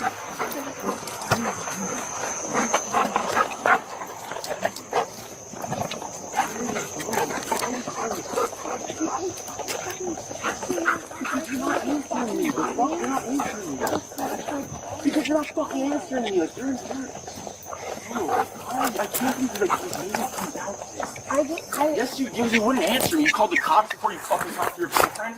Are you kidding me? How the fuck are you doing that? That's it, bro. That's all I did. I don't know. Yeah, but I didn't. I just wanted to talk to you. That's it. Then just talk to me. You wouldn't answer me, bro. Are you fucking kidding me? Like, he obviously sees the cops. He's like, who the fuck is that girl? Yeah. He's never seen her So before, but that was confused. part of the play. Like, that's what I love the most is that, yet again, he thinks he's so unpredictable, but I knew what would have happened. Like, so we all agreed, like, okay, let's think of someone that he genuinely doesn't know that we all know, and we figured it out. So then you can say what happened when you crossed the gate. No, yeah, so obviously the body cam footage was released, but sadly I am trying my absolute hardest to get the full body cam footage because there were a lot of things that happened to me that night while the police were there that were horrible. And I honestly, speaking for myself, I didn't feel like they were really that much of a help. I think that he obviously held himself back, and it would have been a lot worse. I can't imagine how it would have been if that's how he acted with the cops. You guys can see it for yourself. He was extremely disrespectful to the cops, telling the cops to get the fuck out of his house. They would give him orders to not be next to me, and he would say, fuck that, you're in my house. And they did nothing. And I just, like, I thought that was quite insane. Yeah. Completely off, like, that's completely insane. And the police department, what is it, Broward Police Department? The Davie Police Department? The Davie Police Department definitely needs to train their fucking officers. Yeah. on how to handle an escort for a situation like this where there's someone who has a history of shoving and putting their hands, regardless of if it's not a full punch, restraining a woman. Like, especially in front of them. Yeah. She is in the process of trying to get the body cam footage for the inside of the house where you say, like, he pushed me in front of the cops. He took my phone from me and hid it. He was grabbing onto me from behind, hugging me, trying his absolute best. I don't even know what his goal was, with putting his hands on me and pulling me. But that's, he did that in front of the police, and the police didn't really care to do anything. You have the blurred version. I do, and I want to put that up for you guys, and also just point out, certain moments, because I can see what's going on in the police body cam, even the blurred version of it. There's certain things you can see him putting his hands on me, and the police standing right there in front and not doing anything, and me having to get away from him and just trying. I remember that moment. I blacked out so much because I was just set on, I need to get my stuff and I need to get the hell up out of here. He's in my face. He's this close to me, talking to me. It was the hardest thing I had to do. Yeah. I do want to add before we go over this footage, prior to the body cam footage that you guys have seen on the internet being leaked, Jack had zero idea that I was involved. He had called me and Owen multiple times to see if Mckinley was staying with us, and he had drove to our place we were living at the time. It was a complex. He had drove to the complex we were living at because I think someone said that they had seen her car. I now know who the person was that told Jack that she was staying there. So Jack had no idea that she was staying with us, and me and Owen made it very clear we had no idea where she was. Obviously, why would I tell him where she was? And yeah, I just want to add that. So when the body cam footage got leaked and it's just me and Julia standing our happy asses or not even happy asses, standing our asses outside in our fucking pajamas, and we're the first face you see. Like, it was definitely a shock for him when he saw that. So whenever you find the footage, we can go over that. But I just wanted to add, like, he had zero idea that we were involved, and that was, like, the whole point. This is obviously the redacted version. I'm still in progress of getting, like, the whole entire body cam footage, but this is when I was grabbing my stuff from a separate room. He was FaceTiming people that worked with him, my friend Michelle, and wait, you can see grabbing my progress. So this is obviously that we were involved, and that was, like, the whole point. So this is obviously the redacted version. I'm still in progress of getting, like, the whole entire body cam footage, but this is when I was grabbing my stuff from a separate room. He was FaceTiming people that worked with him, my friend Michelle, and wait, you can see him, like, hold up the phone right here. Yeah. Where is it? Oh, I think it was over. Wait, hold on. Yeah, so you go into her room. I go into her room. I'm getting the stuff out of my closet, and here you can see him. He's putting his phone up into my face, saying, like, look at what she's doing, like, and then they basically said, like, don't involve me in this. They had no idea what was going on. You see him, like, put up the phone, like, look at what she's doing, and, like, filming you. Yeah, he had a camera out the entire time. His security guard was also filming a different angle, which is why I have some of the footage from inside of that house, because he posted it. I mean, you see, yeah, you can see him right there, and you're like, you leave the room. He's still right up on me. Again, he's, like, following you. Yeah, I mean, the police, I was hoping, the police would... The police didn't do anything. They're, like, standing there, like, I think it's because of they didn't see him as a threat. That's the thing. They like, don't. Look, he's, like, right on you. Yeah. He's following you into the closet. Look, he's holding you here. He's like, Mckinley, dude. I think Yeah, and, I think the police doesn't He's seem still there. as like criminal. following me. And all of this time, he's just, you know, I don't remember exactly what he's saying to me, but it's just like, you know, him coming at me and confused about the situation, trying to talk to me. He would, what I noticed with him is that he would be really, really angry, but then he'd be like, Mckinley, what's wrong with you? Like, please, what's wrong? And like, you know, like switch up his vibe completely. Wow. And trying to like, you know, I don't even know, like this even, like, look,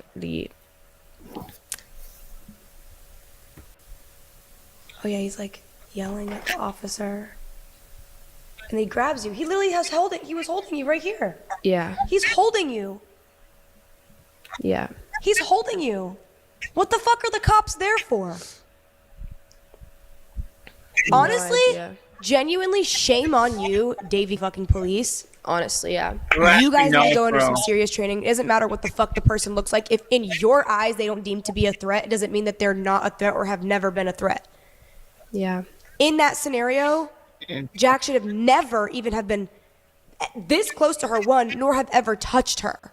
So you guys can see it here. If we ever do get the footage, know that, I mean, obviously she'll post it or whatnot. Yeah.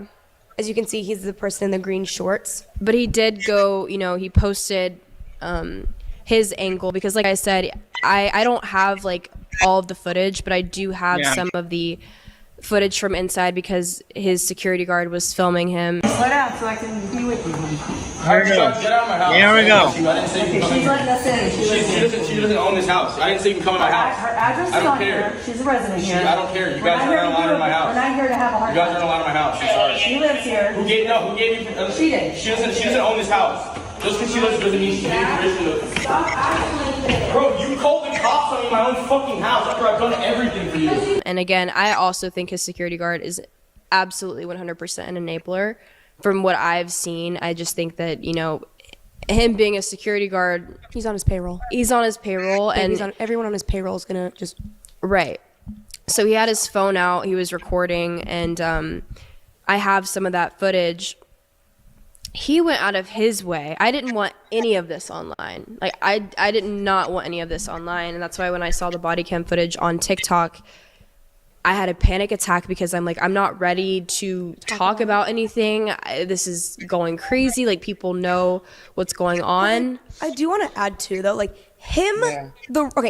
the reason the body cam footage got leaked was because the night that it happened, he went live and he recorded it and posted it. Right, So people yeah. cross-referenced it in the system, knew the night it happened, knew what kind of time, you could guess kind of what time, well, it's live, so you know Right, what yeah. time it is, you know, people know what county he lives in, so it's like, at the time, it was just easy to find. So if he didn't go and blast it, it would have probably not have come out as quick because yeah. no one would have known to look for it. Exactly. He was the one that posted, I'm single now. He actually, as soon as I left, the first thing he did was post on Twitter, TikTok, and Instagram Reels the footage from inside. So he was the one that did that, and then he quickly deleted it like soon after. But he was, Bothering me. thank you. But as soon as I left, he went live, and he was saying the most horrendous Insert clip. things. I just want you guys to hear what he said out of his own mouth. And just, you know, and you let me know if this is somebody that, you know, claims to love you and care about you. It's obviously not that. That bitch better sleep with one eye open. What a fucking fake ass bitch, bro. You guys don't even realize, don't even know the. That bitch better sleep with one eye open. What a fucking fake ass bitch, bro. You guys don't even realize, don't even know the full fucking story. That bitch fucked me the fuck over, bro. After you guys have to realize how fucking lucky any bitch is to be my girlfriend in general. It's like there's no other fucking 1-year-old trillionaire. No, I'm kidding. Not that that matters. It has nothing to do with money. It's like the fact that I can fucking. No other bitch gets to live this life that she has. All she has to do is be grateful, positive, and appreciative. And that's all I fucking ask of her. She spends more of her days being fucking ungrateful, miserable, and fucking just in bed, bro. She sleeps all fucking day, dog. And how does she expect her life to get better? Exactly. It's like there's no other guy in the world that's gonna fucking treat her better than me. Because we didn't fight for 2 years. Our biggest fights ever were in the past 2 weeks. It's like that's normal. And now she's crashing out, breaking up with me, calling the cops. Like, fuck that. Like, I Well, don't need to you're be the with one the that's girl. I part never of wanted it, to be in a so relationship to it's begin with, bro. fucking. Because this bitch is You're ignoring stupid. me You're the one while that's she's out part of fucking it. changing You're her asking out OnlyFans over. passwords to steal $500,000 a month. Like, the fuck? Fucking stupid. And the sad thing is, he wasn't upset that I left because he loves me, but he was just he was angry at the fact that I took my accounts with me, and that was like a major problem. And I was like, that is the least of my worries with you, are my social media accounts. It's way deeper than my fucking passwords to my social media that you don't have access to anymore. But as soon as he went live and said all of the most disgusting and vile things he could possibly say about me, he started texting me and love bombing me and telling me things like, you know, I'm so sorry, I fucked up. I want to also read the text messages that he had sent me that night that I had called the police, and just show you guys like the difference and, you know, what he was saying to me when he was on live versus literally 10-20 minutes after this live.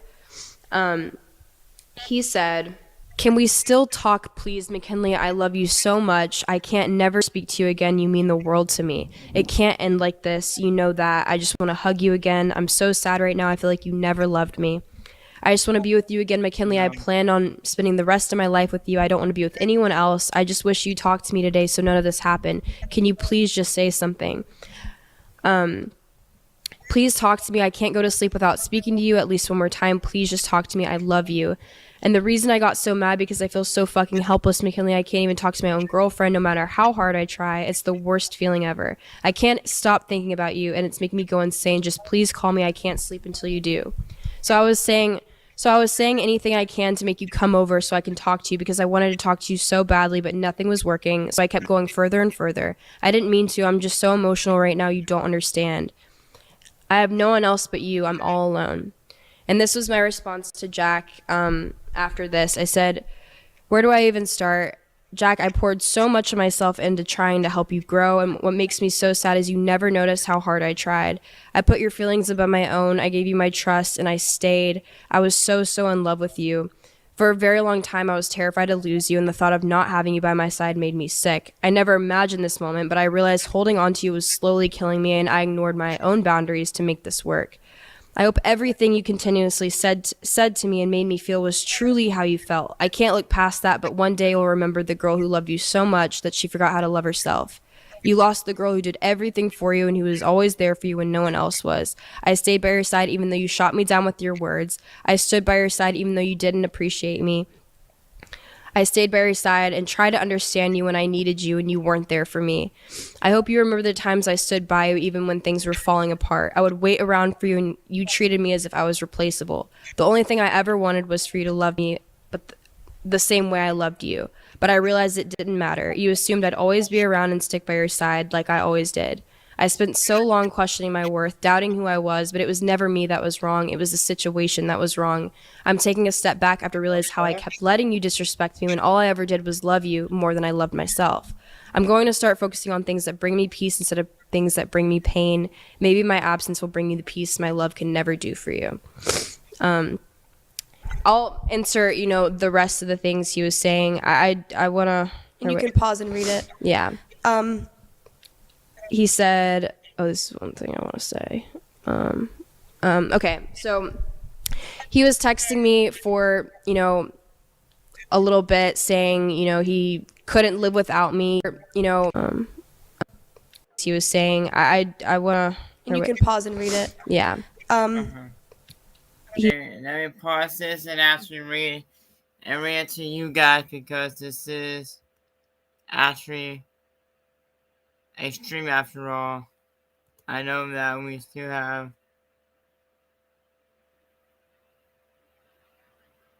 less than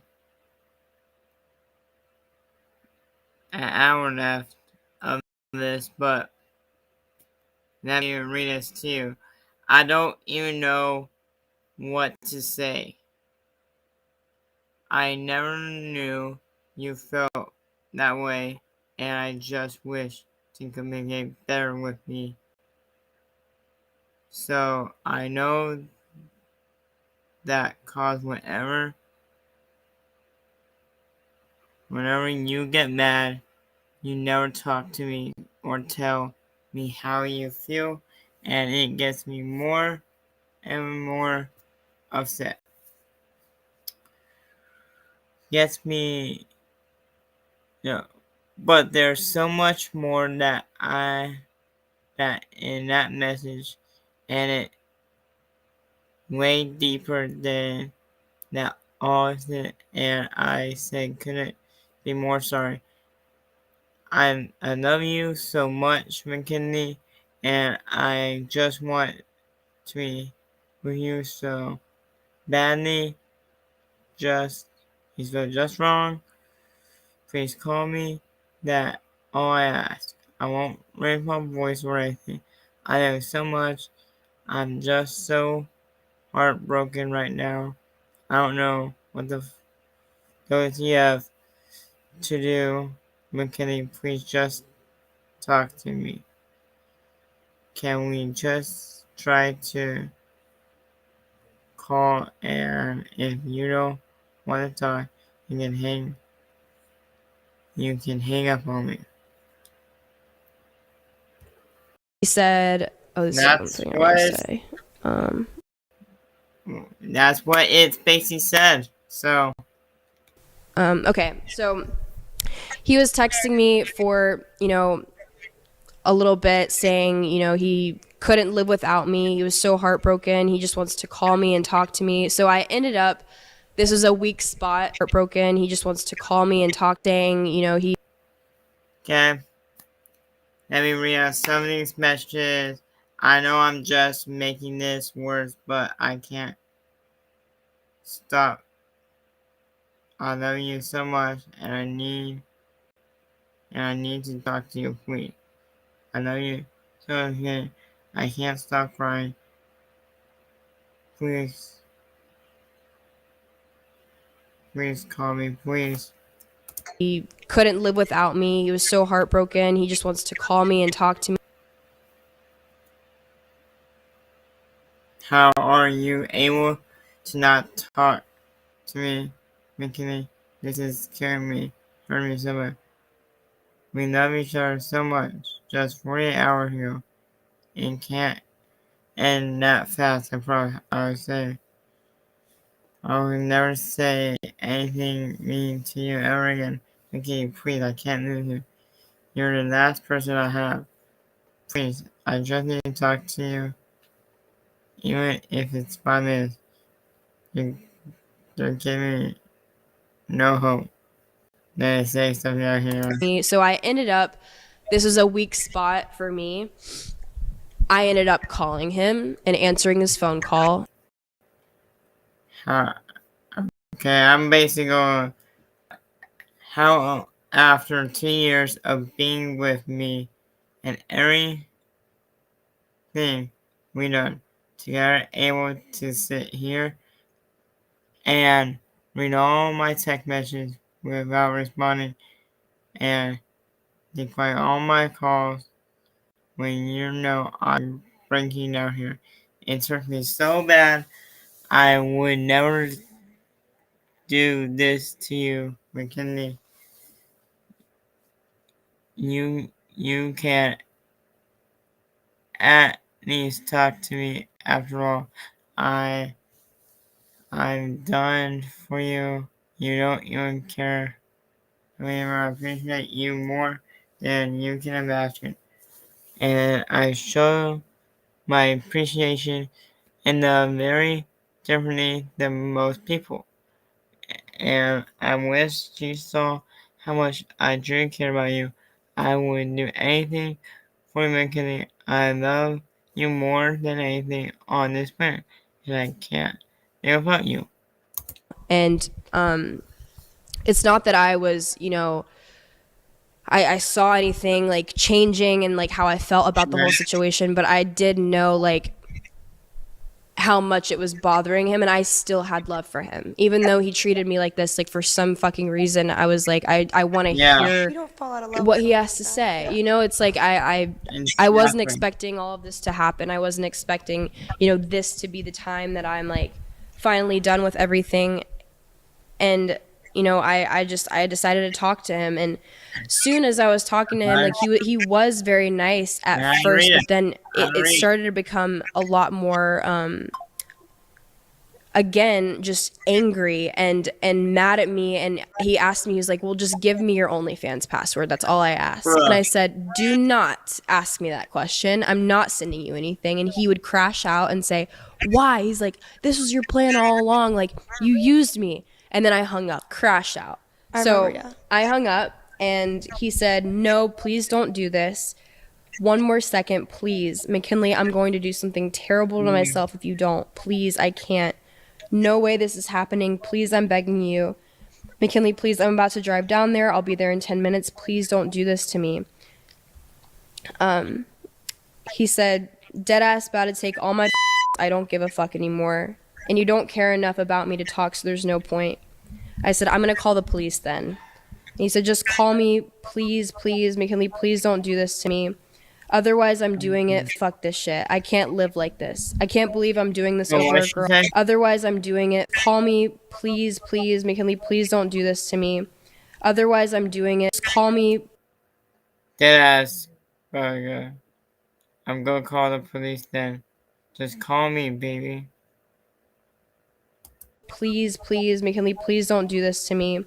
Otherwise, I'm doing it. Fuck this shit. I can't live like this. I can't believe I'm doing this over a girl. I just loved you so much. One last call. If you don't answer, I'm done.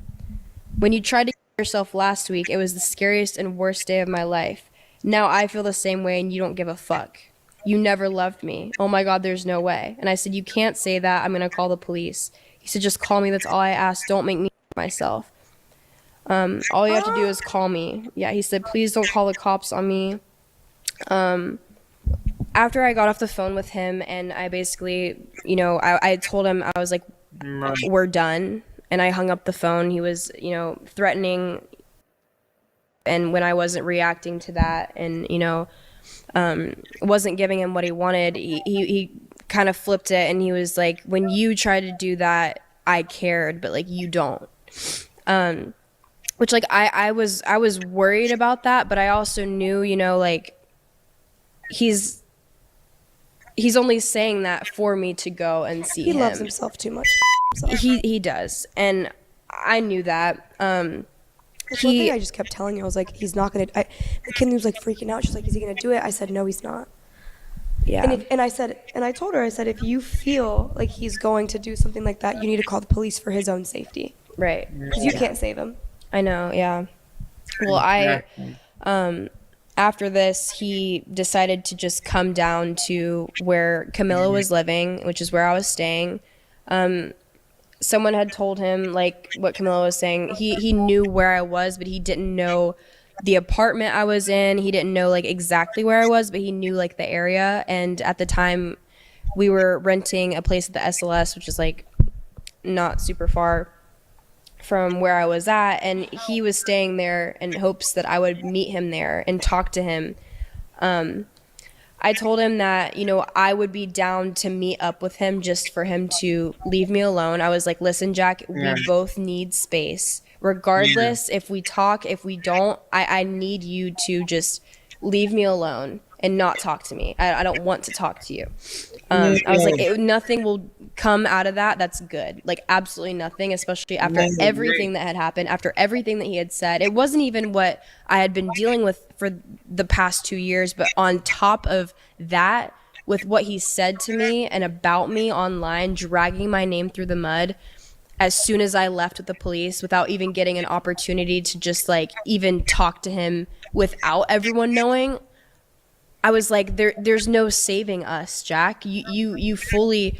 Also, what do you expect to just come back from your girlfriend calling the cops on you? Like, that's embarrassing in your relationship in general. Yeah. Like, oh, she'll be back in a week, but fuck this fucking bitch. Da da da da. It's like, bro, what? That just makes you look even worse. Like, why would you yourself post that? I know. I don't know. He was apologizing. I kind of sent him like a clip that I had seen, and it was of him saying, you know, he's excited to be single. He was sick of fucking the same pussy, and he's excited to go get 1,000 bodies and all this stuff. Mind you, this is literally like 20 minutes before he starts texting me that he loves me and like doesn't want me to leave him. So anyways, I end up going to bed. We're talking here and there. I'm going to insert like all the screenshots so you guys can pause to read just the stuff that's kind of like in the middle of it. And again, I did have weak points where I was like, I do love you. Like I love you. I thought it was love. And in his mind, I don't think it was love. I think, if, I was a different person, he probably would have treated me the same way. I think he had love for me to like, I guess the extent of how he could love. Yeah. Like I don't think he's capable of it, but I don't know. I did have weak moments. But I ended up texting him and I was just like, all I do is like try to hear him out, and it's always him and how he's feeling, and he needs me right now. But what he wasn't realizing was what I needed was to just be away. And I was like, I just wish you would take in consideration, like in order to save anything, you have to like validate my feelings and just know that this is what I need in order to make anything work if you want it to. Right. I knew space and leaving each other and like just not seeing each other would help in all angles, and I felt like that was needed. He said, I didn't mean that at all. I say the stupidest shit ever when I'm mad. I regret saying that to you more than anything. Please don't feel like I wish I never dated you. You're the best thing that's ever happened to me. There's no other girl I want in my life besides you. You truly mean the world to me, and it hurts me so much knowing how bad I hurt you. I never meant to hurt you like this. All I ever want to do is to make you happy. I love seeing your smile on your face. You're the most beautiful girl in the world, and I don't want anyone else. You're my other half, and I can't live without you. And I said, I don't think you meant to hurt me, Jack. I just wish you took me more seriously. He said, I will take you more seriously. I'll stop making all my stupid jokes. I'll never call you a bad name, and I'll never hurt you again. I promise. I'll never hurt you again. Never call you a bad name, and I'll never hurt you again. I promise. I'll never hurt you again. A bad name, and I'll never hurt you again. I promise. I'll never hurt you again. Yeah. But you flopped. I flopped. Yeah, I That's knew. Just admission. He just admitted it. He was like, I'll never hurt you again. Like, I know I did, but I'll never do it again. So you're admitting you did. Yeah. And people are in those situations, obviously, like me saying I flopped. It's like, that's him gaslighting me. It's like, I know what you just did. I can see it on my arm. Yeah, I know what you did, I'm psycho. I even get in mindsets. I'm like, did it happen? I'm like, yes, it did absolutely fucking happen. Think, like, am I overthinking it? Did I just make that up? Yeah. So, we're talking back and forth again. My last text to him was him saying, hey, the maid told me your parents are coming by tomorrow to pick up your stuff. Do you think you can come with them so we can have one last conversation? I said, I'm not comfortable talking right now. He said, what do you mean not comfortable? We spent every day of the last 2 years together, and I'm just asking for a simple conversation for closure.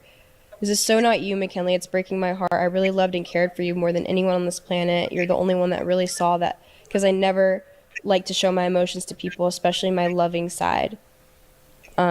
This is so not you. What? Submissive? Right. Like submitting to your false promises? Mm-hmm. Not running back. This is so not like you. Not running back to me when I cry wolf. Like, this is so not like you to not believe me. This is so not like you to not fall under my spell and into being controlled again. This is so not like you, Mckinley. No, it's just that you never knew me. Yeah. He never did. He never did. I do want to add here, like, given that the first response when he did get the, like, police escort was to put a camera in her face and just humiliate her online, this is where, like, I guess we can segue into, like, the legal stuff, like, if you're okay with that. Yeah. Mckinley's parents were really worried about, like, him. Clearly he was showing that he was going to defame her online. He was going to show up to where she was allegedly at. Like, exactly, yeah. So we had a conversation where we were like, well, they brought it up to Mckinley, like, I think you need to get a restraining order on him just so he doesn't keep showing up to where you are and trying to talk to you and trying to put a camera in your face and look how fucking stupid she is, or look at her at the club, she's not heartbroken over me. Like, his actions are so predictable because it's like, it's happened before. He showed us he's gonna put a camera in your face. He showed us he's gonna show up to where you're at. He showed us he's gonna say crazy things to you. So it's like, the next step would be if we just decided to, not we, you just decided to move on and never speak to him again. Like, he was going inevitably to try and show up to where you are. Yeah. So I'm still dealing with that to this day, even with the restraining order, sadly. Yeah. So I am glad that I ended up doing that. It was very important.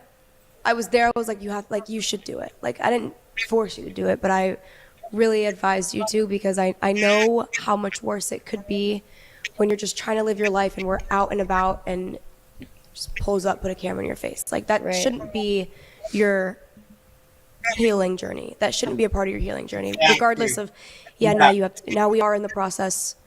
I say we because we're in it together. For real. Like, yeah, for real. Like, I am your support system. Like, you have so many people that have your back, and like, like, we are currently dealing with it in court, and I think by the time you see this, like, it's either granted, it's either the permanent restraining order is either granted or not.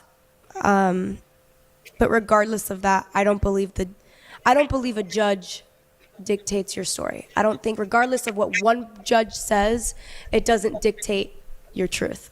You know? Yeah, so I agree. In the I am process, at peace with it. I am. Yeah, and I'm glad, and that's the biggest part. Is like, after the breakup, I think there were so, regardless of him like love bombing you and then the restraining order, like, there were so many things that happened, and one of the first things that happened, it's not funny, I just got back from a trip. Where were we at? Where did we go? Was that where we came back from a trip and we got a knock on the door. I don't know, regardless. I had just got back from a trip, and this was like, I'd say, New York. I would say McKinley stayed, let's backtrack. You stayed with me for like a week or two, maybe 2 weeks. Her parents flew down, and she ended up making her own decision and getting her own place. And it's a absolutely beautiful place, and something that you were proud of, which was such an amazing achievement. And I love your place. It's absolutely gorgeous. Thank you. So her parents came down. She ended up moving out, and I don't know. I kind of liked having you there. It was like, I loved it. you know what I mean? Like, Yeah. I could just go and like. And we were like take spilling naps some tea. Like, yeah, facts. We had to debrief everything that happened. Yeah, it was craziness. So, in the midst of that, she got her own place. I ended up going to New York for the Met, and I came back like the same night, and it was like kind of late. I don't know. It was kind of late at night, and I get a knock on my door, and it's late as fuck. So I'm like, who? And mind you, every time someone was let up to our apartment, we would get a call, and we didn't get a call. So we open the door, and it's this guy, really just normal looking guy, like not in a uniform, nothing. Like, maybe has like a badge, like I didn't even see it. He goes, is Camilla here? And Owen's like, yeah. And I'm like, I go over there, I'm like, hello? I'm like in my pajamas. And he's like, yeah, you've been served. Oh wait, can I see the video? So I have this civil action summons. Wait, what up? Wait, what is this? Yeah, the information is here. That's the plaintiff, and then that's you, Camilo. Okay. You have 20 calendar days here. Summons for you. Oh wait, can I see the video? And he's like, yeah, you've been served. Oh wait, can I see the video? So I have this civil action summons for you. I have to serve you. Wait, what is this? Yeah, the information is here. That's the plaintiff, and then that's you, Camilo. Okay. You have 20 calendar days to respond. Okay, thank you. And then the rest of the information is in there. You can read it. I'm sorry. Thanks, bud. Appreciate it. Have a good one. It's not funny. It's really not funny. No, it's just actually insane. It's not funny. Yeah, It's actually that's insane. I it's think. comically fucking insane. No, like, it's so actually fucking insane. funny, but not. I don't know. So I knock on the door, and this guy's like, yo, are you Camilla? I'm like, yeah. He's like, you have been served. And I think my exact words go, are you serious? And I'm like half laughing, half about to cry because I'm like, I can't. Bro was not in uniform. If I remember correctly, bro was not in uniform. And I go, oh, you're serious? He goes, yeah. Like, bro smiling like it was not for real. He's like, yeah, I just need you to sign here. I was like, wait a damn minute. Yeah. My first lawsuit? Stop. You're like, for what? I'm like, for what? Right. So, anyways, he's happy as hell to be there. Cheesing like a motherfucker. I'm sorry. I shook his hand. He says, I'm sorry, walks away. So Oh my gosh. I'm sitting there, and I'm like, wait a damn fucking minute. Yeah. This is. Anyways, so I get this lawsuit, and I'm like fucking staring at him like, wait, what's going on? Lo and behold, Jack Doherty sues me, right? And I can actually read you exactly what it was for, and this is where shit gets fucking nuts. Like, I am in just utter. I don't think I even called you first. All right. I don't have the original lawsuit, but he sued me. The lawsuit was for tortious interference. He basically had sued me for taking Mckinley as his client. So you can even look up the lawsuit online. It has been dismissed as that is not what the fuck I did. Shout out Perry Law in New York, an amazing firm. He was suing me because he believed that the time he saw the body cam footage, in his mind he goes, oh, okay, Camilla did all of this. Yeah, she's behind it. She's the reason why She's the reason Mckinley left, because clearly Camilla wanted to manage her OnlyFans. This is and he was like, now I get it. So he sued me. Yeah. And it's hilarious because it just further, like, I don't think he understands how it further proves our point of how he views women. Yeah. And how he projected how he would react on me. And it also goes to show what he thought of me. He thinks I'm too dumb and I'm not able to do this by myself. 100%. Like, he really belittled what he was like, my Mckinley would never. Like, she's too stupid. Right. She's too fucking dumb to ever, like, which is disgusting. Like, I hope you know that that's not true. No, yeah. At all. So he basically sues me saying that I am now managing Mckinley and taking her a percentage of her income, which is not fucking true. disgusting, because in a moment of such trauma and vulnerability, to know that that's something that he would have done is gross. It just further proves my point. You see her as a client. You saw her as a client, not as a girlfriend. You saw her as a money opportunity, not as an opportunity to fall in love and build an empire with the love of your life. And that was from the beginning. It was all So that. the lawsuit just goes to show, like, it proves everything in a way. Like, it proves exactly the way he thinks, and the people around him, and the attorneys, and that he's hired that enable his bullying, Exactly. frivolous fucking lawsuit. Like, it's just a bullshit suit that I had to fight, and Yeah.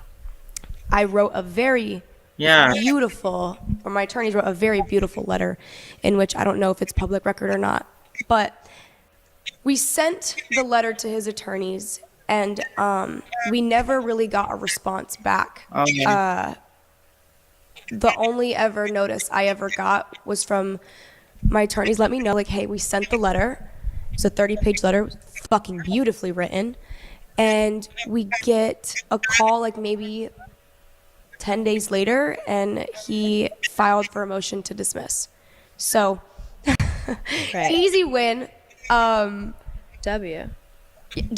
W's in the chat. There you go. As you can see here, he didn't even bother letting his attorneys to let us know that the motion to dismiss has been placed or whatever. So that was an awkward, like, month of my life to kind of have to fight that and know that he didn't even bother letting his attorneys to let us know. Guys, if you want to read this right now, make sure you pause the video. If you're watching this on YouTube, make sure you pause the video, if you want to read it right now. Know that the motion to dismiss has been placed or whatever, so that was an awkward like month of my life to kind of have to fight that. And then he did try and come after me for it's called the demand of arbitration, right? That was called, which is because I exited my business with him and I did my own business with Owen. He felt entitled to the money that I was making on my OnlyFans, given that I previously worked with him. So he was demanding, I think, his on my own business, because the try and come after me for it's called the demand of arbitration, right? That was called, which is because I exited my business with him and I did my own business with Owen. He felt entitled to the money that I was making on my OnlyFans, given that I previously worked with him. So he was demanding, I think his demand was like 500,000. What was it? Anyways, he demanded for a percentage of my OnlyFans back because he felt it was unjust the way that I left things. Mind you, I hadn't been working with him for like a year.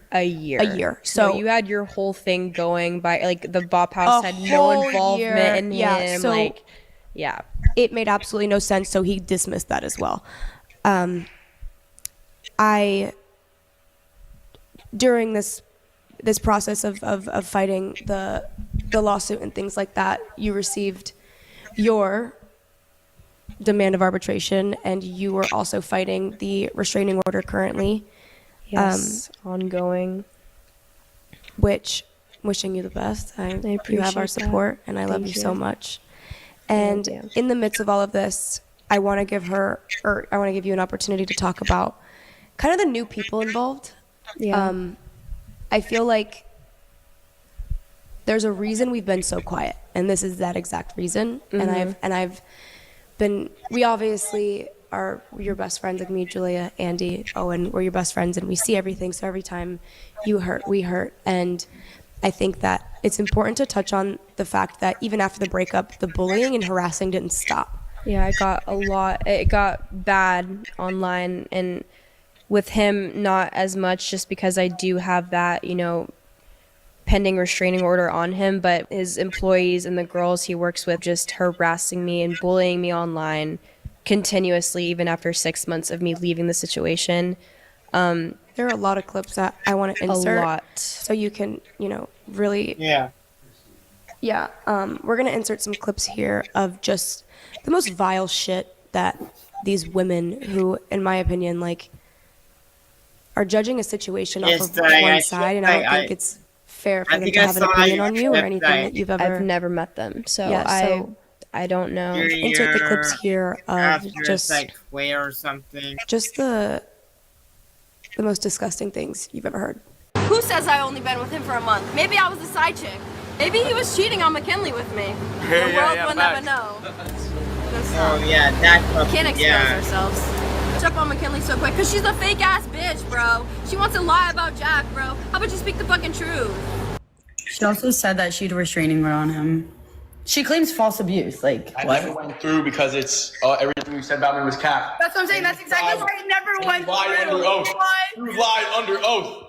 She literally seeks attention. Like, this girl literally seeks attention. It's embarrassing. Like, it's so embarrassing. Yeah. I also would like to talk about the fact that, I don't care. Not even within a month of us, breaking up, he did find a new girlfriend for his online, I guess, persona. I don't know if it was anywhere close to like what, him and I went through. I do believe there was a certain point in time where Jack and I did love each other, and it was good, and I fell in love with him. But I felt like it was, again, for him, just outside looking in and just knowing how he operates, I knew that whoever he had after was just kind of like a mess. Used as a placeholder, and also like me leaving. Okay, it's very obvious. We have the same exact hair. He called her Timu Mckinley. I brought you to Dubai with I wanted to ask you a really important question. Are you serious right now? Yeah.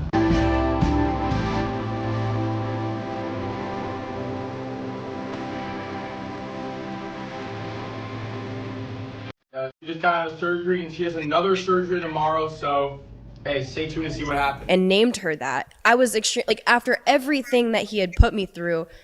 And yeah, we have the same exact hair. He called her Timu McKinley. Okay, it's very obvious. We have the same exact hair. He called her Timu McKinley. I brought you to Dubai because I wanted to ask you a really important question. Are you serious right now? Yeah.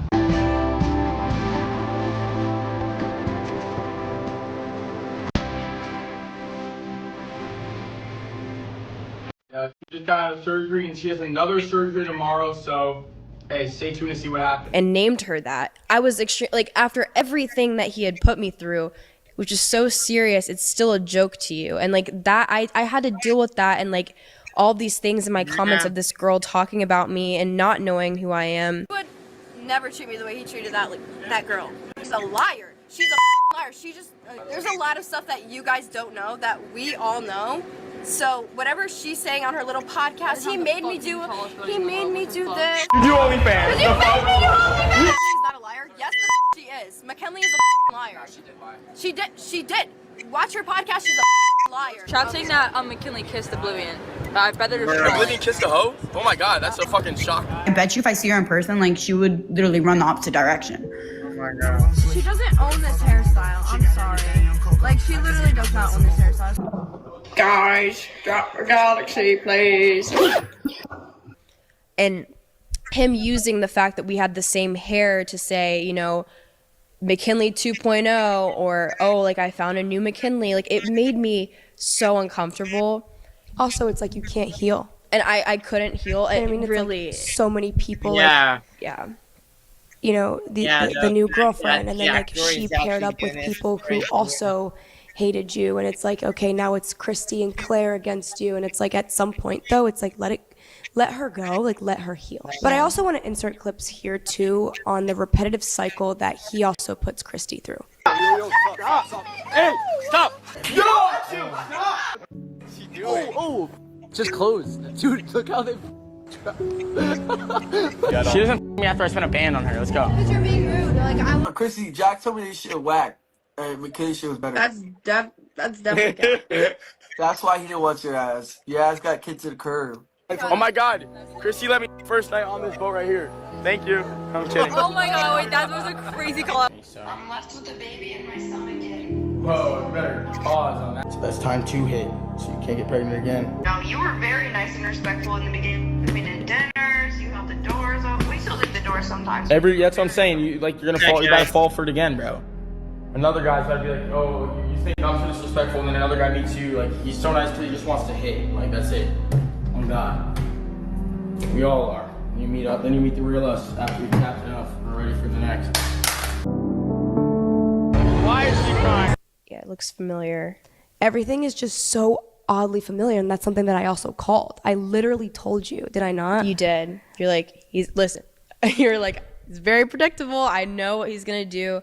When you break up and he realizes it's over, he's going to move on, try to get you jealous with a new girl.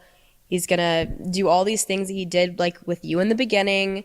And then it's all going to just, but it'll be faster. You told me it would be faster. It wouldn't be as like a slow burn, like 2 years of us dating. It wasn't that. It was very, I told you that. very quick. I was like, it's going to be like literally a month of just fucking chaos. Like, yeah. Like super fast romance, and you're going to watch him, like the Clippers clip them falling in love. And it's like, I know it hurt. I know it did. That. Absolutely. I know, like, but that's meant, like, if you didn't hurt, you'd be weird. You know what I mean? Yeah. Like, and I think it just shows exactly the intention behind why he brought in Christy. And I'm going to be very honest with you. I feel awful.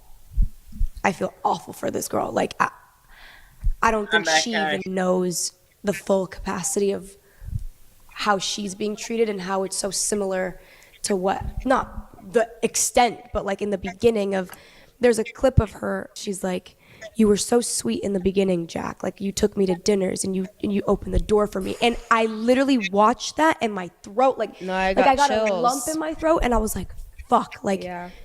I really hope that she gets out before it gets any worse, before the financial dominance, before all of that, because at the end of the day, the people who are just doing all the talking and all the chirping, like, they want to be heard the most. Yeah. Like, these people are just seeking to be validated by him. They're bullying you because they want to make him laugh. They want to make him like, oh yeah, get her. Like, yeah, Right, like, yeah. She's on my side. There's loyalty. There's loyalty. There's loyalty. And it's like, I don't think these girls truly feel that way. Like, I know what they've said about you, and I know I've seen it, but it's like, I don't think they truly mean even it know either. what they're saying, and I don't think they truly. I think they might feel hurt. I think Claire specifically might feel hurt that, like, you left so abruptly, and like it was such a sudden break, and it was. I think she feels hurt by the fact that you guys probably weren't as close of friends, but you couldn't even be a friend to yourself, let alone a friend to anyone else, let alone a friend. You know what I'm saying? So I think her way of showing you she's hurt is, fuck Mckinley. McKinley was never a good friend to me. She's this, she's that.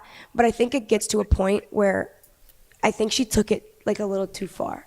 And like she did, and now it's like she kind of just hates me to hate me. But I do know that she's not happy, and if you're watching this right now, and I'll talk directly to you, I think the conversations you would have with me about how unhappy you are in this situation and how much he makes you feel like shit and mistreats you, degrades you, disrespects you on camera, you can get out of it. And I never in a million years like want anyone to go through that ever, even if you have a negative opinion on me, if you think I was a bad friend.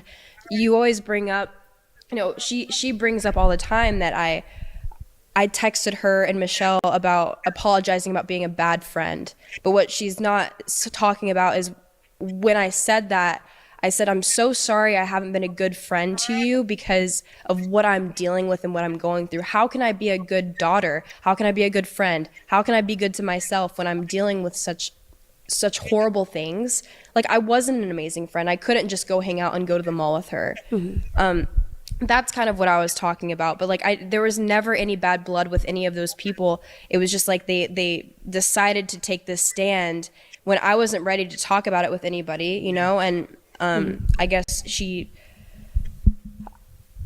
I don't want her to feel like she's, in this situation forever. You might think that there's no way to get out of a situation. You feel stuck, but I know how you felt when you would talk to me, and I stand by that. I know that's how she feels deep down. So that's why I don't take anything she says personally, because I know it's not true. I know that she's dealing with a lot of shit and she's still involved in it. Yeah. She's still involved in it. Just the way you guys show it is differently. Like, she's, you know what I mean? Like, but hurt people. They do. And they talked about, really hard things. About the whole pregnancy thing, and insert that clip as well. This clip that is about to play, actually let it play right now. Isn't she pregnant? Probably. I mean, I know something about that. Let me not talk. Should I talk about, if we want to talk about pregnancies? Wait, I know something. Milkmaid told me. Yeah. What happened? That girl's nothing on me. No, we are not friends with McKinley Richardson. Should I say it, guys? Should we talk about pregnancies? This clip is so fucked up. I know. Like, I was a mess for days. For that to be a joke, for it to be a laughing matter is that is disgusting. Mm-hmm. And since they won't do it, I am so sorry. And I know I've apologized. I am so unbelievably sorry that these two women don't understand how fucked that can be to a woman. How it completely changes the brain, like your brain chemistry when you go through something like that. It's not a fucking joke. It's not, yeah. Like, that clip right there, absolutely that broke my heart, like, as your friend. Like, that I was like, what in the fucking hell do you have to, how hurt do you have to be inside to say that on live? Yeah, I know. To out someone's very personal trauma? Yeah. And you know what's, I find a little, it's fucked up but almost ironic in this situation. Like, when Logan and Claire were dating, Jack also exploited the trauma that Claire went through and Logan went through for abuse. Absolutely, yeah. And I think that it just also shows a repetitive cycle of, like, the streaming, and anyone that was in a relationship or anything that could have went south, it was turn the cameras on. Yeah. Oh, yeah, absolutely. So every time it was always. Claire, you've dealt with it before. You know how it feels, and it just sucks to see you do it to someone else. But yeah, I also do want to talk about his family and like the oh please, yeah, horrible text messages I received from his mother. I know that his one major thing that I feel like I wanted to add, and why I stayed in this situation too, is it wasn't just, you know, dealing with him, but his enabling family. You know, they constantly would talk to me about how I bring out the best in Jack. They've never seen him act this way. They love seeing his manly side. They would always text me, and I'll insert a few screenshots that his dad had sent me, just trying to get Jack off of the Adderall. That was something they were very, very worried about. They would also come to me and be like, you know, I know Jack is this way, but like, trust me, like he's an amazing guy, like good heart. So that was another reason why I had stayed. But when I broke up with him, I got really bad text messages from his mom. His family has been through the craziest shit. It's not a healthy household. It never was a healthy household, from what I was told by all parties. Like, the mom and the dad and Jack even would talk to me about certain things. But I got a text message on April 2nd. Trigger warning. This is just like disgusting. I can't even believe a human being could like possibly say these things to somebody. She said, "I'm against abortions. How could you kill the baby in your body? You're sick. I was your age and I'm poor, not having any money like you, and brought my daughter into this world. You're disgusting. Trust me, I will bring you to the world who you are. And you're gonna go down. You killed that life. You killed life. That's a crime. Yo, My daughter. I'm against abortion." We say these things to somebody. She said, "I'm against abortions. How could you kill the baby in your body? You're sick. I was your age and I'm poor, not having any money like you, and brought my daughter into this world. You're disgusting. Trust me, I will bring you to the world who you are. And you're gonna go down. You killed that life. You killed life. That's a crime. You always want to be a whore. You always want to be. You're a fucking. You're a piece of shit. Fucking to kill the baby." And I said, "Why are you saying these things to me?" She said, "Because you killed the life in your body. I don't respect people like that. I was your age, 24, with no money, and brought my daughter to our life. Jack treats you like gold. I see all the TikToks. You're always drunk when you fight with him. Trust me, I will go after you. No one will disrespect my son. Nah. How could you call the police and say Jack is violent? How could you? You're an unstable, sick person. Trust me, I will get you down." Maybe he said on a text message, "I'm gonna smash your car. I'm gonna punch you in the face." He was upset, and I don't blame him to say that. Whatever you've done to him, I'll protect him from now on. And trust me, if you get closer to Jack, I'll arrest you. I said, "Please stop texting me." And he said, "You got that?" She said, "You got that 100%. So I just want you all to know, like, that is the woman that he came from, a disgusting human. And throughout the entire relationship, I tried to take care of her because I would witness her chugging alcohol in our house. And I know that was a huge problem for her, and why I felt for the whole family also, because I knew what he had came from. And those text messages are just so fucking nasty. Like I couldn't believe that that came out of a grown woman's mouth, especially a woman. So again, it's I'm not just dealing with Jack. I'm dealing with his enablers. I'm dealing with his family members, the people that he works with.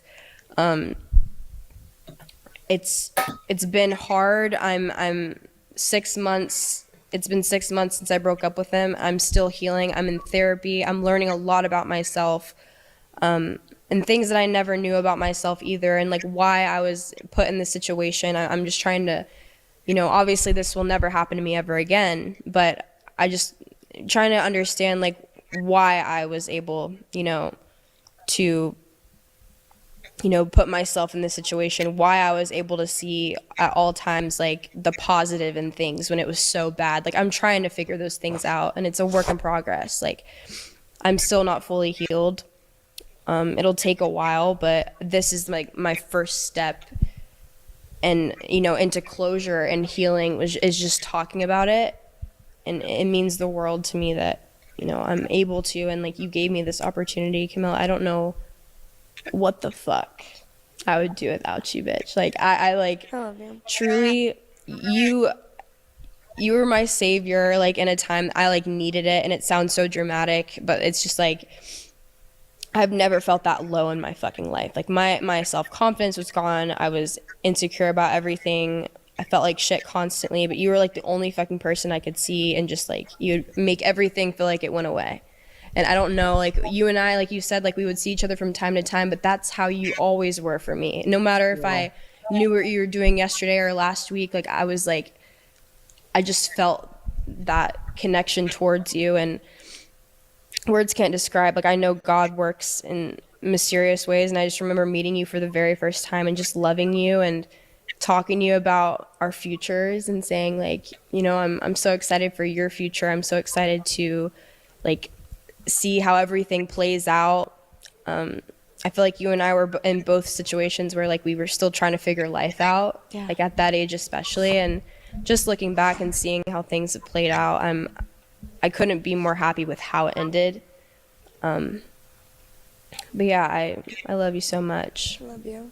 I want you to know, like, you saved yourself. I want you to know, like, a lot of women, unfortunately, it breaks my heart. And, like, I obviously have, like, my own story, but like, I'm just not ready to, it's been years, and I'm not ready to share it. But, like, I'm so unbelievably proud of you, and I don't think you hear that enough. Like, I'm so proud of you. I'm proud of the way it takes a strong-ass woman to go up against someone, especially on social media. It takes someone who's resilient and determined and confident. Like I want you to know, he didn't take that from you. He just dimmed you, but it never went away. You are incredibly bright. You have such a beautiful soul. You inspire so many people that you don't even know. You inspire me. You are so strong. And regardless of what the judge says, I know this is going to release after the court date, but like regardless of what that judge says, like she or he does not define you, and it does not define your truth, and it doesn't define the woman you're going to be, and it doesn't define what happened to you. She cannot tell you, or he cannot tell you what did and did not happen to you. Yeah. You are so strong, and so many women don't make it out. Yeah. They don't. I know. They don't. And that just goes to show, like, that is the reason, like, I want to not make a single dollar off of this episode. I am not going to monetize off of someone's trauma. I've never wanted to monetize off of your story. It is your story to tell. And from the beginning, like, I said that. It is not my story to tell. It is your story to tell. And this is not your end. This is barely even your beginning. I can't express how much I love you and how proud I am, because like I said, so many women don't make it out alive, or they just settle. And it breaks my heart. I know. No, I was almost there. I love you so much. And you're so strong. Thanks. And I think, people go through, like you went through something, and you may have not gotten, justice or talked about it on a platform, but you going through that, you were so fucking strong and you helped me. And I feel like, things happen and like we're now able to like, have a platform and talk about these things and hopefully save a lot of women's lives. And hopefully you can realize, the abuse if it's happening and like you're confused and like you're in a very confused state and you can, find similarities in my story and just realize you're not alone and you deserve you deserve so much better than what you're, the cards you're being dealt. I knew that, I know my worth and I knew my worth, but it was so eroded over time and it happened just like that. You don't even realize it's happening and you don't know it's happening until, you see people saying like, you're not you, you've changed, like you don't look the same, you're not the same. And I'm just happy that I am growing into the person that a stronger version of myself before Jack. I was a version of myself before him, and now I am getting back to that version, but just so much stronger. And he didn't weaken me.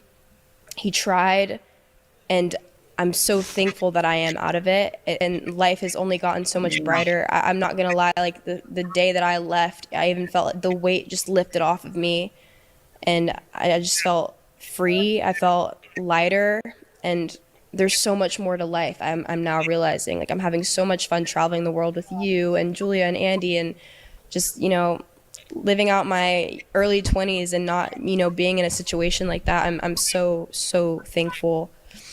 And I'm so thankful for everyone that has been so supportive of me too. Like, thank you guys for showing your support without knowing my side of the story. Like, that means the fucking world to me.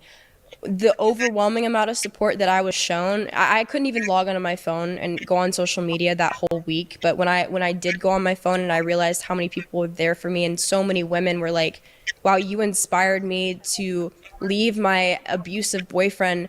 Like, this reminds me of my situation. Like, I would read everyone's comment and I was just like, wow, like this did do good. Like, it wasn't just saving me, it was saving a lot of people. And I just can't thank you guys enough. And I love you guys so much for being there and being behind me. And I'm very happy and glad to share my story with you guys. And hopefully if anyone needs it, they can hear it. And that's what I'm happy about. I'm very, very happy. I'm happy you're happy. I'm happy I like seeing you happy. I like this side of you. No more crying. I know. I love you. I love you. Well, guys, we've waited by the time you see this, we've waited a lot longer. What, 7 months, 8 months? 7 months. 7 months? Yeah. It's 7 months to tell her story. I ask you to be patient, be open-minded, keep an open heart when you're listening to this story. I do want to end this in kind of a funny way. I do have my predictions on how I think this is going to end for us. Yeah, sadly. I do believe I would like to call and that Jack Doherty will be suing either me or Mckinley. I think it's funny. I think if I add this in here and then they go check the county's website and there's a lawsuit. Right. Yeah. Banger LLC. Yeah. I think it's funny. It's not funny, but I'm just saying it's a prediction because I predict. He's predictable. It's a thing. It's a thing. Yeah, look out to see if he's gonna sue us. Thank you so much for watching. Thank you, Mckinley, for coming. I love you. Thank you for strong. having me. I love you. I love you so much. Thank you guys for watching. Please make sure to click the link when you see it and donate if you can. Donate what you can, what is in your heart to give. I love you guys. Thank you so much for watching. I hope you're miserable until you're dead.